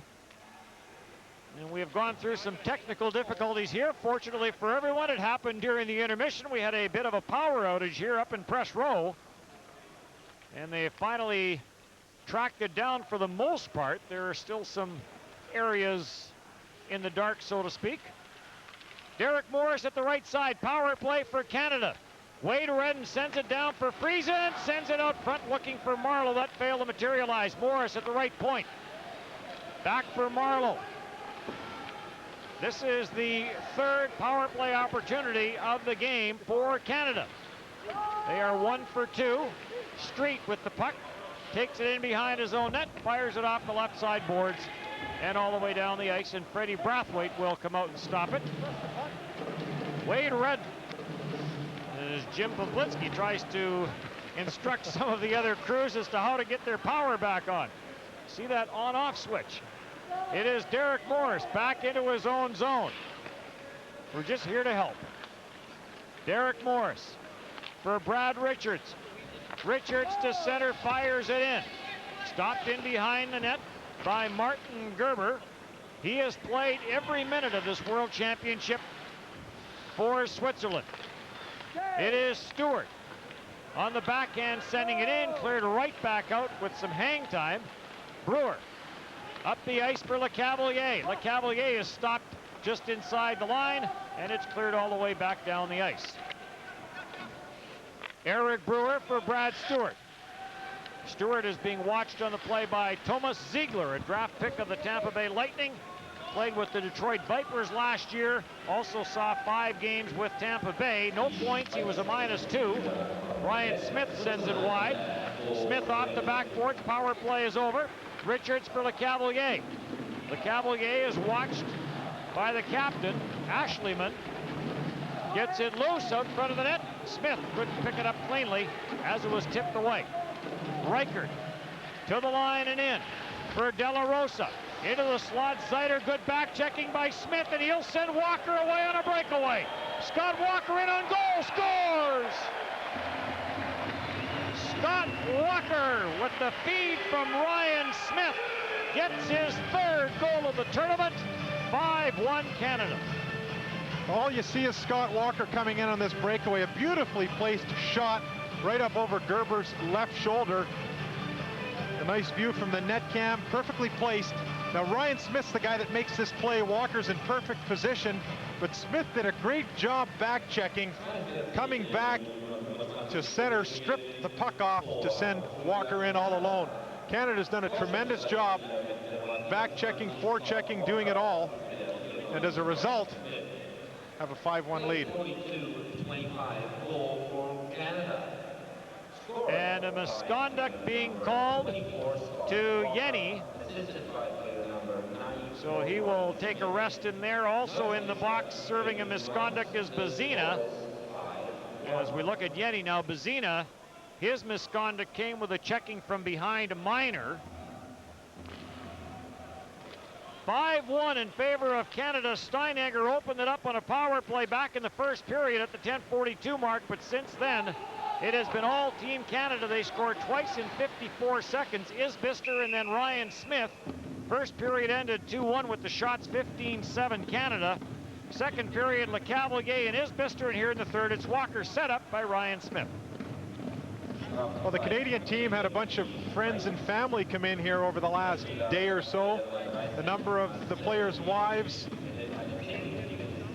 fathers, mothers, different and assorted friends. So there'll be a nice get-together and a dinner after the game this evening. And getting ready for the German game tomorrow night. Tomorrow, with back-to-back games, the first time in the tournament that Canada has had to do that. The pace of this tournament, I don't want to say it's relaxed, but it really is quite nice, where you've got a game and then a day off to practice, heal up a little bit, and another game. It's intense when the games go, but it doesn't have the same intensity surrounding it that something like the Stanley Cup playoffs do. Eric Brewer sends it to the front of the net. Isbister tried to deflect it. He was tied up by Steinegger. Sullivan is after it in the corner. Joe Thornton using that long reach, tries to pull it out of the pile. Canada's Reichert is there. Sullivan and Steinegger after it now, and it's up for Kahn. Pressure on him quickly as Kahn takes a bump on the play from Joe Thornton. In front of the net, Isbister tied up, and there's going to be a penalty. It's going to go to Isbister as he knocked the Swiss defenseman down. So a power play coming up for Switzerland. You are watching Molson World Championship Hockey on The Score.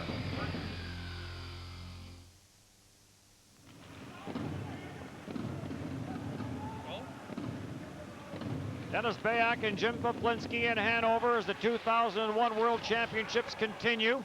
Scott Walker and Jason Smith both running into Michelle Reason in the corner, and the play is stopped. And I think the faceoff is going to come outside the line as referee Mikhailov rules a glove pass. Well, you saw a great goal by Scott Walker. These are his statistics now as they stand, leading the Canadian team in scoring. 25 goals, 25 assists this year with Nashville. And as his career has progressed, he's bought himself more room, and that's allowed his skills to flourish and his goal and assist production to skyrocket. It hasn't stopped here at a game that encourages much more skating and finesse than does the National Hockey League. A good job by Scott Walker to become an all-around player. Canada with wins over Norway, Italy, and Russia coming into this game, and now trying to make it 4-0 as they have a 5-1 lead on Switzerland. We're talking about Scott Walker. He led all Nashville forwards in ice time this past season, 19 minutes and 16 seconds per game. Had 9 power play goals and 3 shorthanded goals, and Scott Walker gets his 3rd of this tournament. He is now tied for the team lead in goal scoring with Brad Richards. Lead pass for Redden, picked off by Suter. Denny, it looks like the game plan that that Scott told you about in the elevator is coming to fruition. Yes. There's a redirection in front. De La Rosa missed it on the far side. De La Rosa in front of the net. Brathwaite poked it away. Rebound for Conn, and he fired it over top the net. As Redden may have got a stick on that. And a nice diving effort by Walker as he clears it down the ice. We were going up the elevator yesterday. This was after the Canada pregame meal. And Walker was looking at the game plan as to what the coaches wanted the players to do. And said, according to Scott Walker, on power play, get puck to Scott Walker. Short-handed, get puck to Scott Walker. So we kind of joked about it, but you're right. If in trouble, give Walker the puck. Yes. Go to Walker on all occasions. Yes. Well, anytime somebody has gone to Scott Walker, he's done a real nice job in converting, and good for him. We had a bit of a chuckle over that. Back it goes into the Switzerland zone. 5:48 gone by here in the 3rd period. Next up for Canada will be Germany tomorrow night. And this game and this arena against Germany tomorrow, this building will be hopping. They will be dancing, they will be singing, they will be drinking, and they will be smoking. Those are the things they do an awful lot of here at hockey games. Yeah, and I think all tied for first place. Yes. The order is not important. Well, look at the Team Canada bench. There's Jean-Sebastien Giguère. So he's gotten dressed, pulled out of the stands, came in as Canada's 3rd goalie. And with the injury to Luongo's finger and Brathwaite getting called upon, Jigger, as he's affectionately known, is now the backup. When Lanny McDonald took the call from Giguère after his general manager and called and said, listen, here's Lanny's number, give him a call, and we want to talk about going to the World Championships. Lanny took the call, and it was something like this. Hey, Lanny, it's Jigger. Is it true?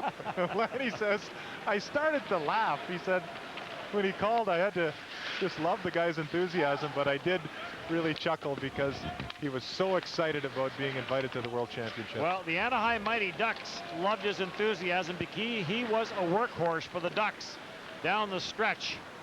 And he played most of the games. It was something like 21 of the last 22 for the Anaheim Mighty Ducks. Ryan Smith in the Swiss zone, digs the puck loose. Le Cavalier was waiting for it, didn't get to him, kept it in the line by Redden. Cross ice, Robidoux chops it back in behind the net.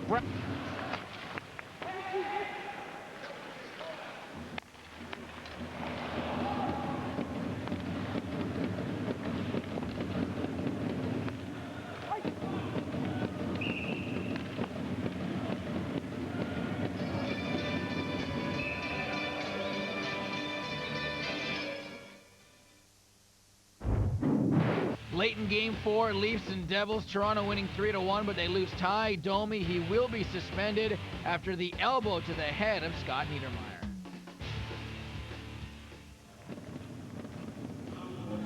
"5-1 the score. We've played 7:23 of the 3rd period. Well, Mark Reichert has been a real surprise for the Swiss team, and he got a surprise from Scott Walker, who is about 10 centimeters shorter and 40 pounds lighter. Reichert tips the scales at 101 kilos. That's about 230.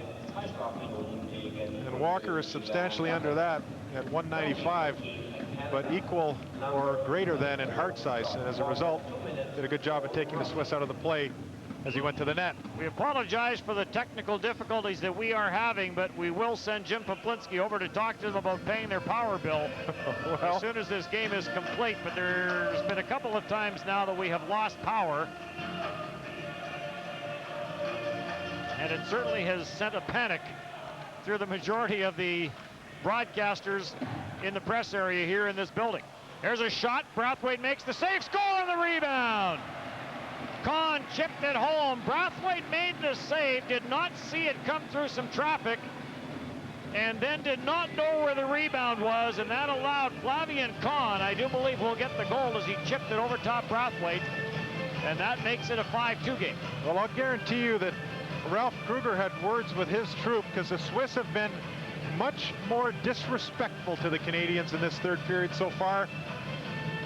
You've seen them encroaching on Brathwaite more, giving back to the Canadians when they've been taken out of the play, and you just saw Kahn stay on the puck even though Jason Smith was all over him, and he managed to score in a sharp angle on Freddie Brathwaite. So the Swiss continuing to play here, or starting to play in the third period, and they get some results for their efforts.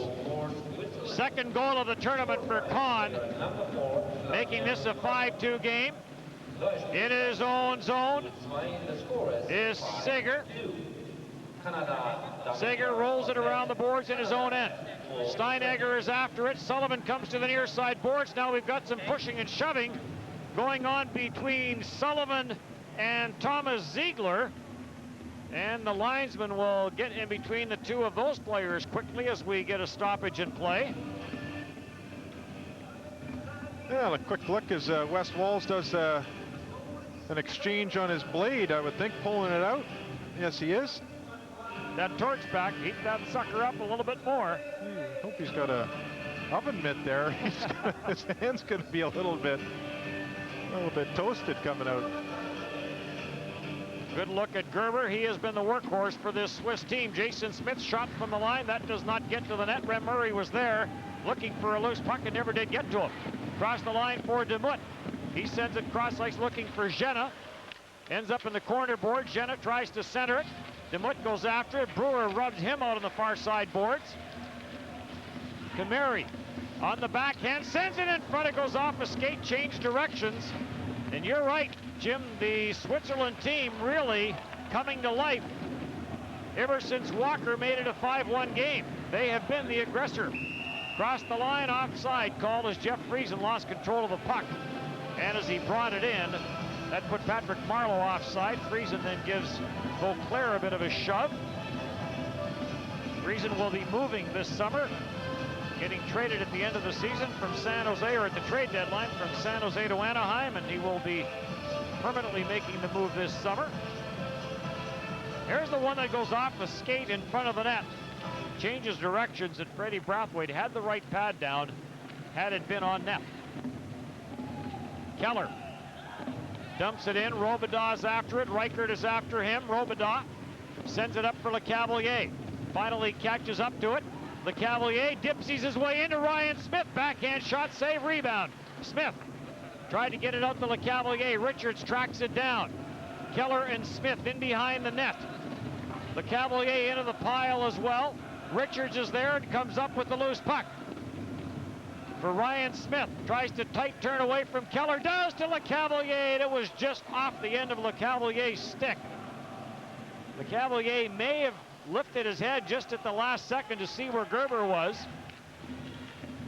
and it had it go off the end of his stick. Here comes Robidaw.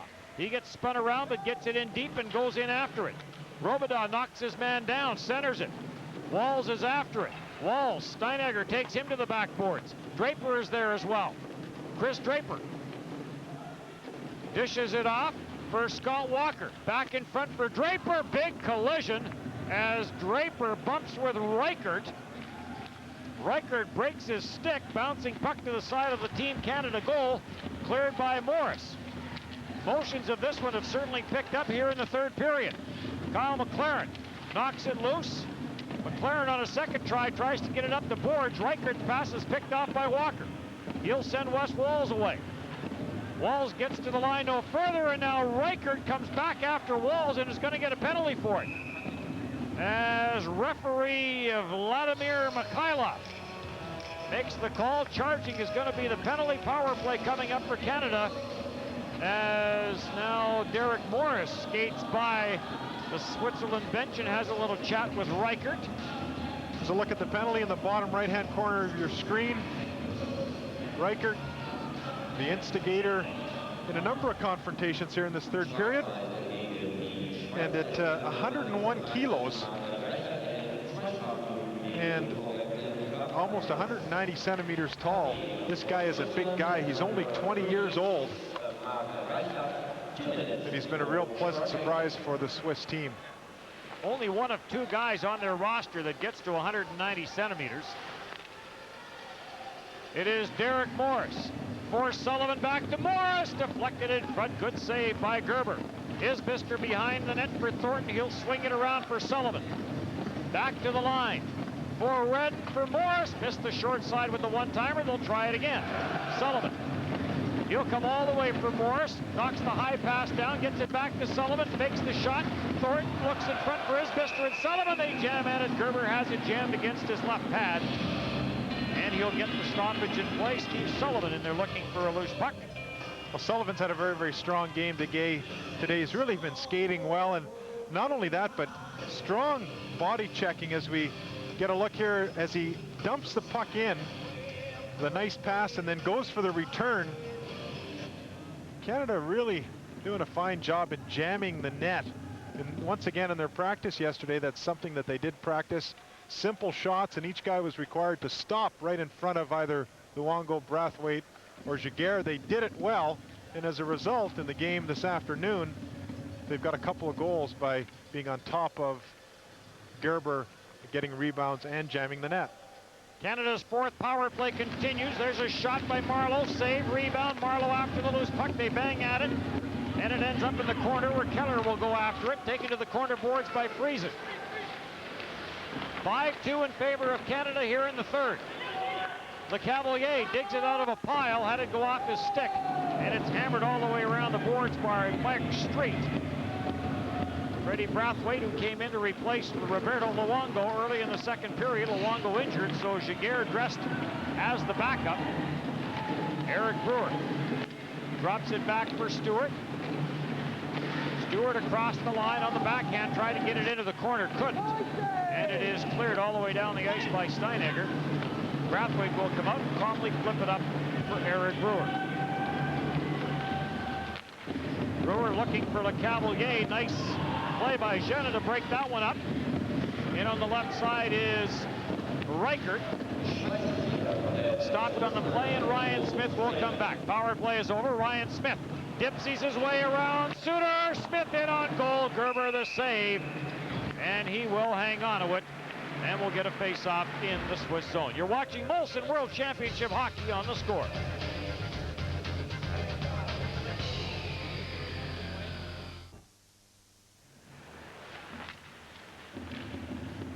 Back at the Switzerland line, lead pass for Reichert. Reichert in on goal. The shot, Brathwaite makes the save.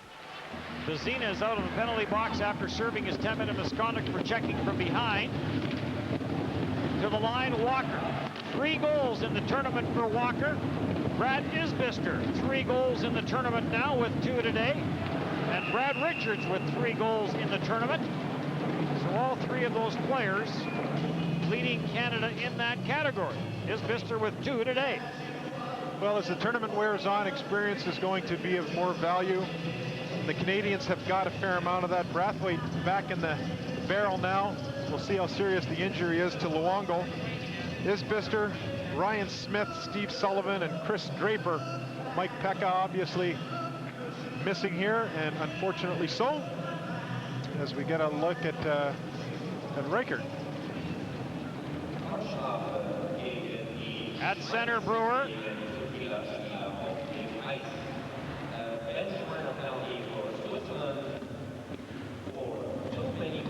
many men on the ice for Switzerland. So another power play for Canada. This is now their 5th power play opportunity of the game. Stewart overskated it at his own line. Yenny back in, but offside on the far side was Kremeri. And the face-off will be at the Team Canada blue line. Big afternoon for Isbister. And his goal was a big one to start things off because Switzerland had a 1-0 lead after the goal by Steinegger. Isbister from Marlowe, and then 54 seconds later, Ryan Smith from Stewart and Redden. And then LeCavalier from Friesen and Morris. Isbister again from Richards and McLaren. In the 3rd period, there's a big hit. Walker, his 3rd from Smith, and then Kahn for Switzerland. That's the way we stand, 5-2. Thornton up for Sullivan with Isbister, 2-on-1. Sullivan in on goal, scores! Steve Sullivan, a right-handed shot in on the offside, pulls the netminder Gerber, and Sullivan gets his 1st of the tournament. It is 6-2. Well, take a look at this one from all the way. Head manning the puck. Sullivan continues to move his feet. The defenseman decides that he should take the pass away, but that opens up a lane, and Sullivan reads it perfectly. Being a right-handed shot coming down the left side, Gerber tries to poke check, but Sullivan's able to protect the puck and rams it in for Canada's 6th goal. Power play marker. 2nd power play goal of the game for Canada. Sullivan's 1st of the tournament, making it a 6-2 score in favor of Canada.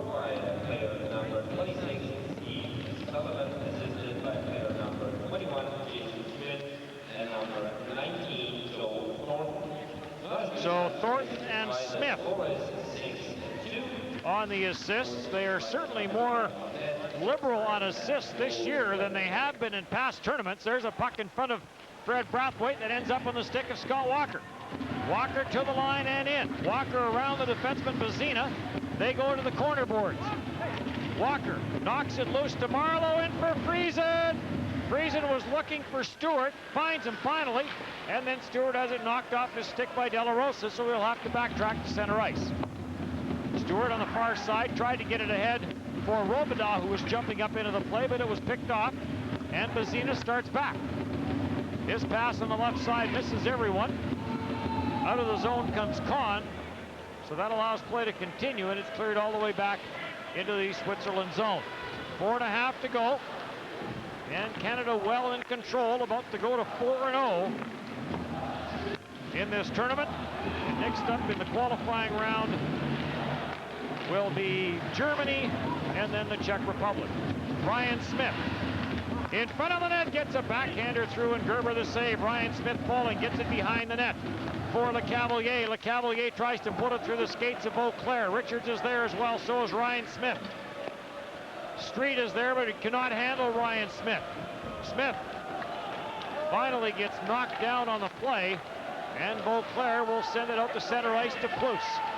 Plus goes cross ice for Street. He was looking on the near side for Kahn, but he could not get it there.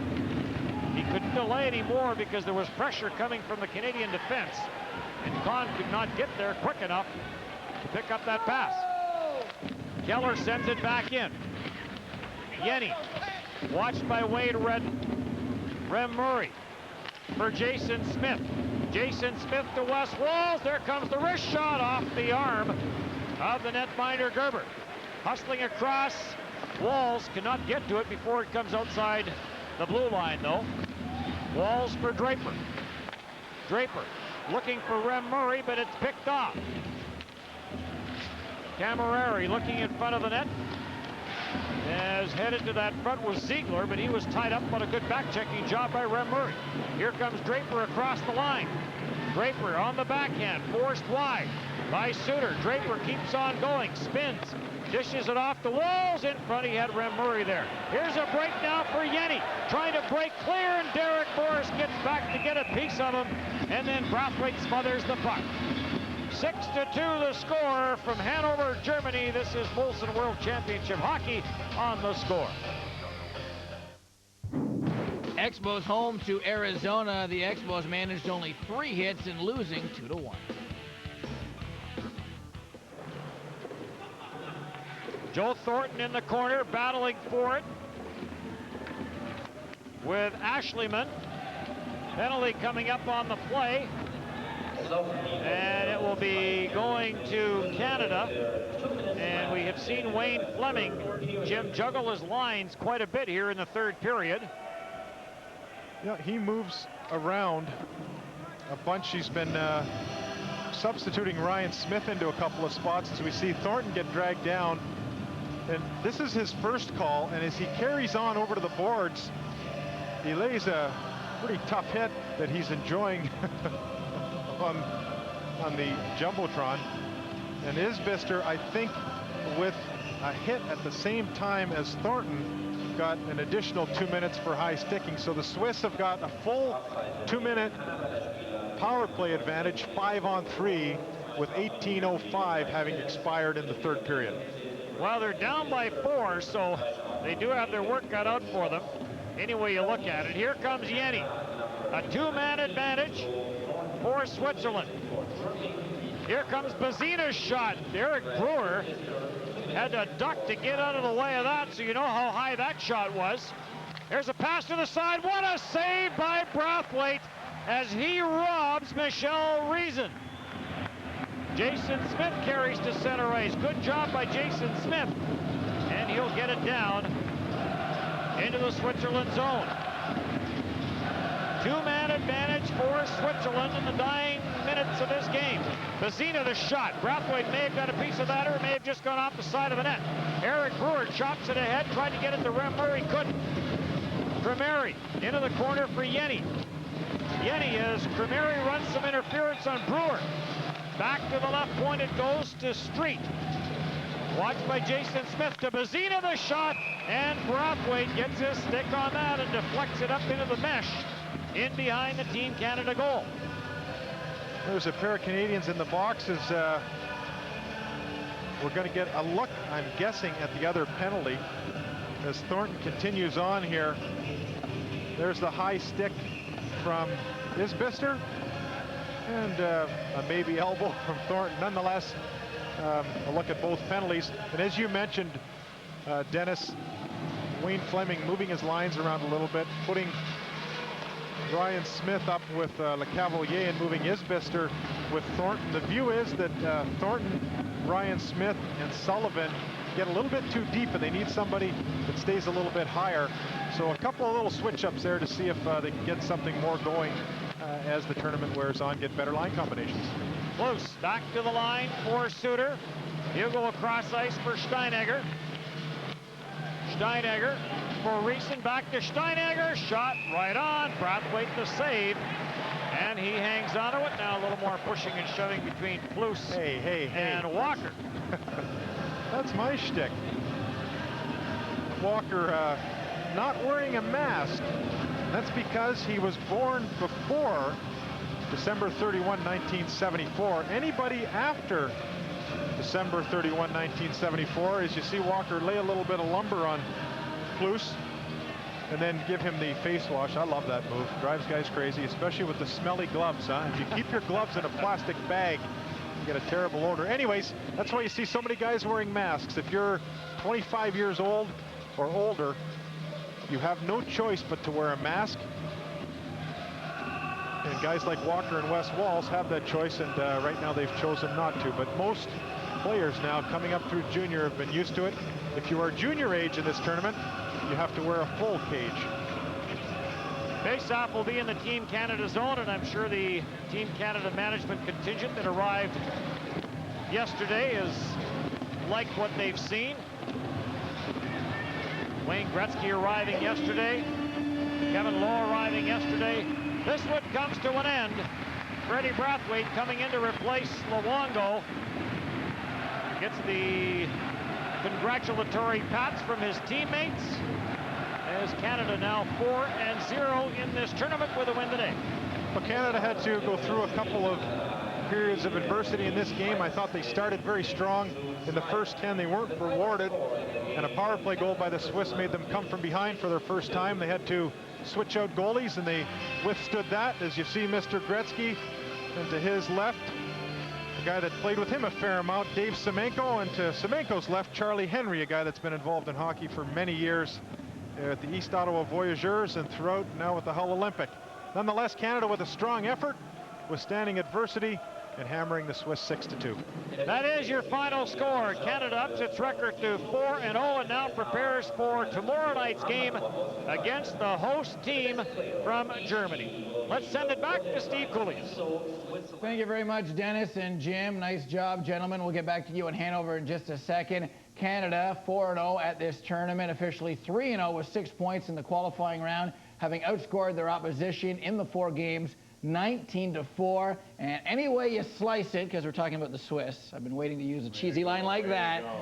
Canada's looked very good in the 4 games so far. Well, they have, and today's game went like we thought it would. They actually started out a little slow after the big win the other day against Russia.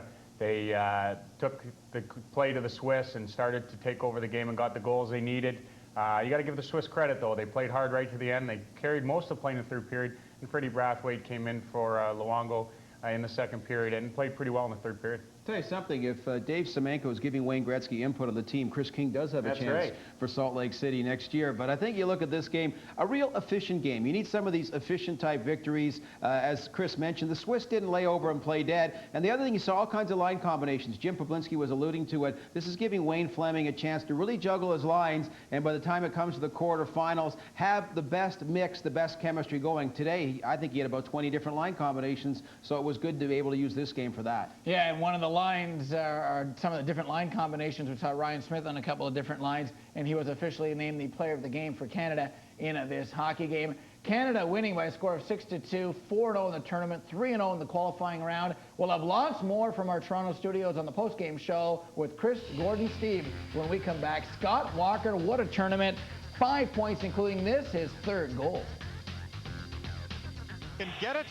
It'll be 1 man back or 1 man forechecking softly and 4 men back. Keep an eye for it because it can be boring. If they get a lead, they're dangerous. If they don't, they're very, very patient. The puck goes up into the screen. We get a stoppage in play. And Wayne Fleming, coach of Team Canada, has done some line juggling, so we'll keep an eye on the new lines as this game progresses. Draper now comes out with Murray and Wes Walls. Roberto Luongo broke a finger the other day against Switzerland. He has gone home. Dan Cloutier will be arriving tomorrow. Fred Brathwaite in goal tonight for Canada. Brathwaite is the best goals against average in this tournament at .77. Redden drops it back for Brad Stewart. Stewart to center. The pass was in behind Walls. After it goes Rem Murray, knocked into the center ice area by Cotton. And across the line now for Malling. Long shot kicked away by Brathwaite, but it was called on the offside. And the linesmen, I imagine, will have their work cut out for them tonight, trying to get those whistles extra loud so the players can hear the calls. Well, if in doubt, keep playing, and the Germans did that. What they didn't do is make that attack onside. As we've mentioned a couple of times over the last week, you don't want to be close in either penalties or offsides here, because if in doubt, the referees blow the whistle. Goldman fires it in. Jason Smith on the far side. Walls for Rem Murray. Walls gets hooked. There's going to be a penalty. Now Walls gets taken down. Marco Sturm is going to draw the game's first penalty. It's going to be interference as the Swedish referee makes the first call. Ulf Rudger. Marco Sturm not that happy with the call, but he was getting it earlier at center, and then he finished the job by completely taking Walls down. Well, Sturm is a little bit hot under the collar as we get a look at Walls going down, and I'm sure that is an extension of his frustration last night against Italy. He had was the recipient of a check that could have hurt him, and for most of the 3rd period, he was off his game chasing the Italians, trying to gain some retribution for that. Generoni, who had been suspended for a dirty check or what the referee felt was a dirty check against the Russians earlier. Marco Sturm felt that he went after his knee, got up and went after Chitteroni. And a great game here this afternoon between Russia and Czechoslovakia. A lot of emotion in that game. Here comes Ryan Smith on the Canadian power play. Cross the line with Richards and LeCavalier. The shot is blocked. Richards will get it in the corner. For Morris at the right point to the left point to Wade Redden. He'll send it into the corner. Hustling across is Jordan Mayer. And Mayer will send it all the way down the ice. Brathwaite will play it off the corner boards and leave it for Derek Morris. The Germans will be very, very disciplined. If Canada moves the puck quickly, they will open up shots. If not, there will be few scoring opportunities. Morris ices the puck. They call that icing, so the face-off will come back. Well, Canada's scoring has been really, really spread out, and when you've got 12 different players scoring goals in all 4 of your victories, it makes things a lot easier for your team to win hockey games. Pretty difficult for any coach to decide which line he's going to check or which player he's going to check. And because Canada's got 12 different guys on the score sheet in goals, and just as many, if not more, in assists, a nice balanced attack for the Canadians. Brad Stewart leads the attack. This time, the Canadian defenseman will get across the red line and hammers it in. Hustling after it is Thornton, knocks it loose for Isbister. For Stewart to Brewer, redirects it to the side of the net, right through the crease, and unable to get a stick on it was Isbister.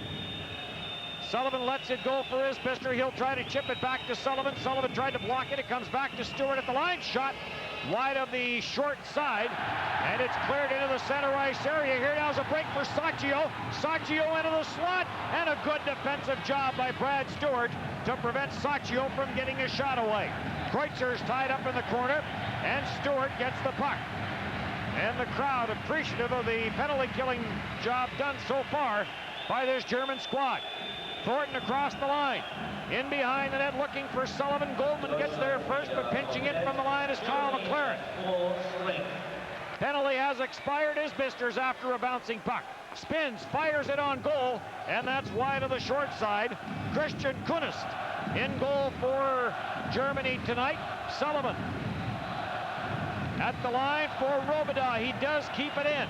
Round the boards now. It's up on the dasher board. Jeff Friesen watches it come down. They tie it up in the corner. Puck does come loose, and it's onto the stick of Marco Sturm. Sturm one-on-one on Robidas, looks for support. Loth is up on the play. Robidas takes him down. That gets the crowd going. Loth at center. Now he takes a shot from Friesen, and Kyle McLaren takes the puck in behind his own goal. McLaren for Robidas off his stick. Mayer crosses the red line, sends it back in wide of Fred Brathwaite. Patrick Marleau for Team Canada. Marleau tries to pull away from the checking of Abstrader. Rumrick steals. Right side, there comes the shot off the stick of Cotton. Down the ice, this is going to be icing. And the faceoff will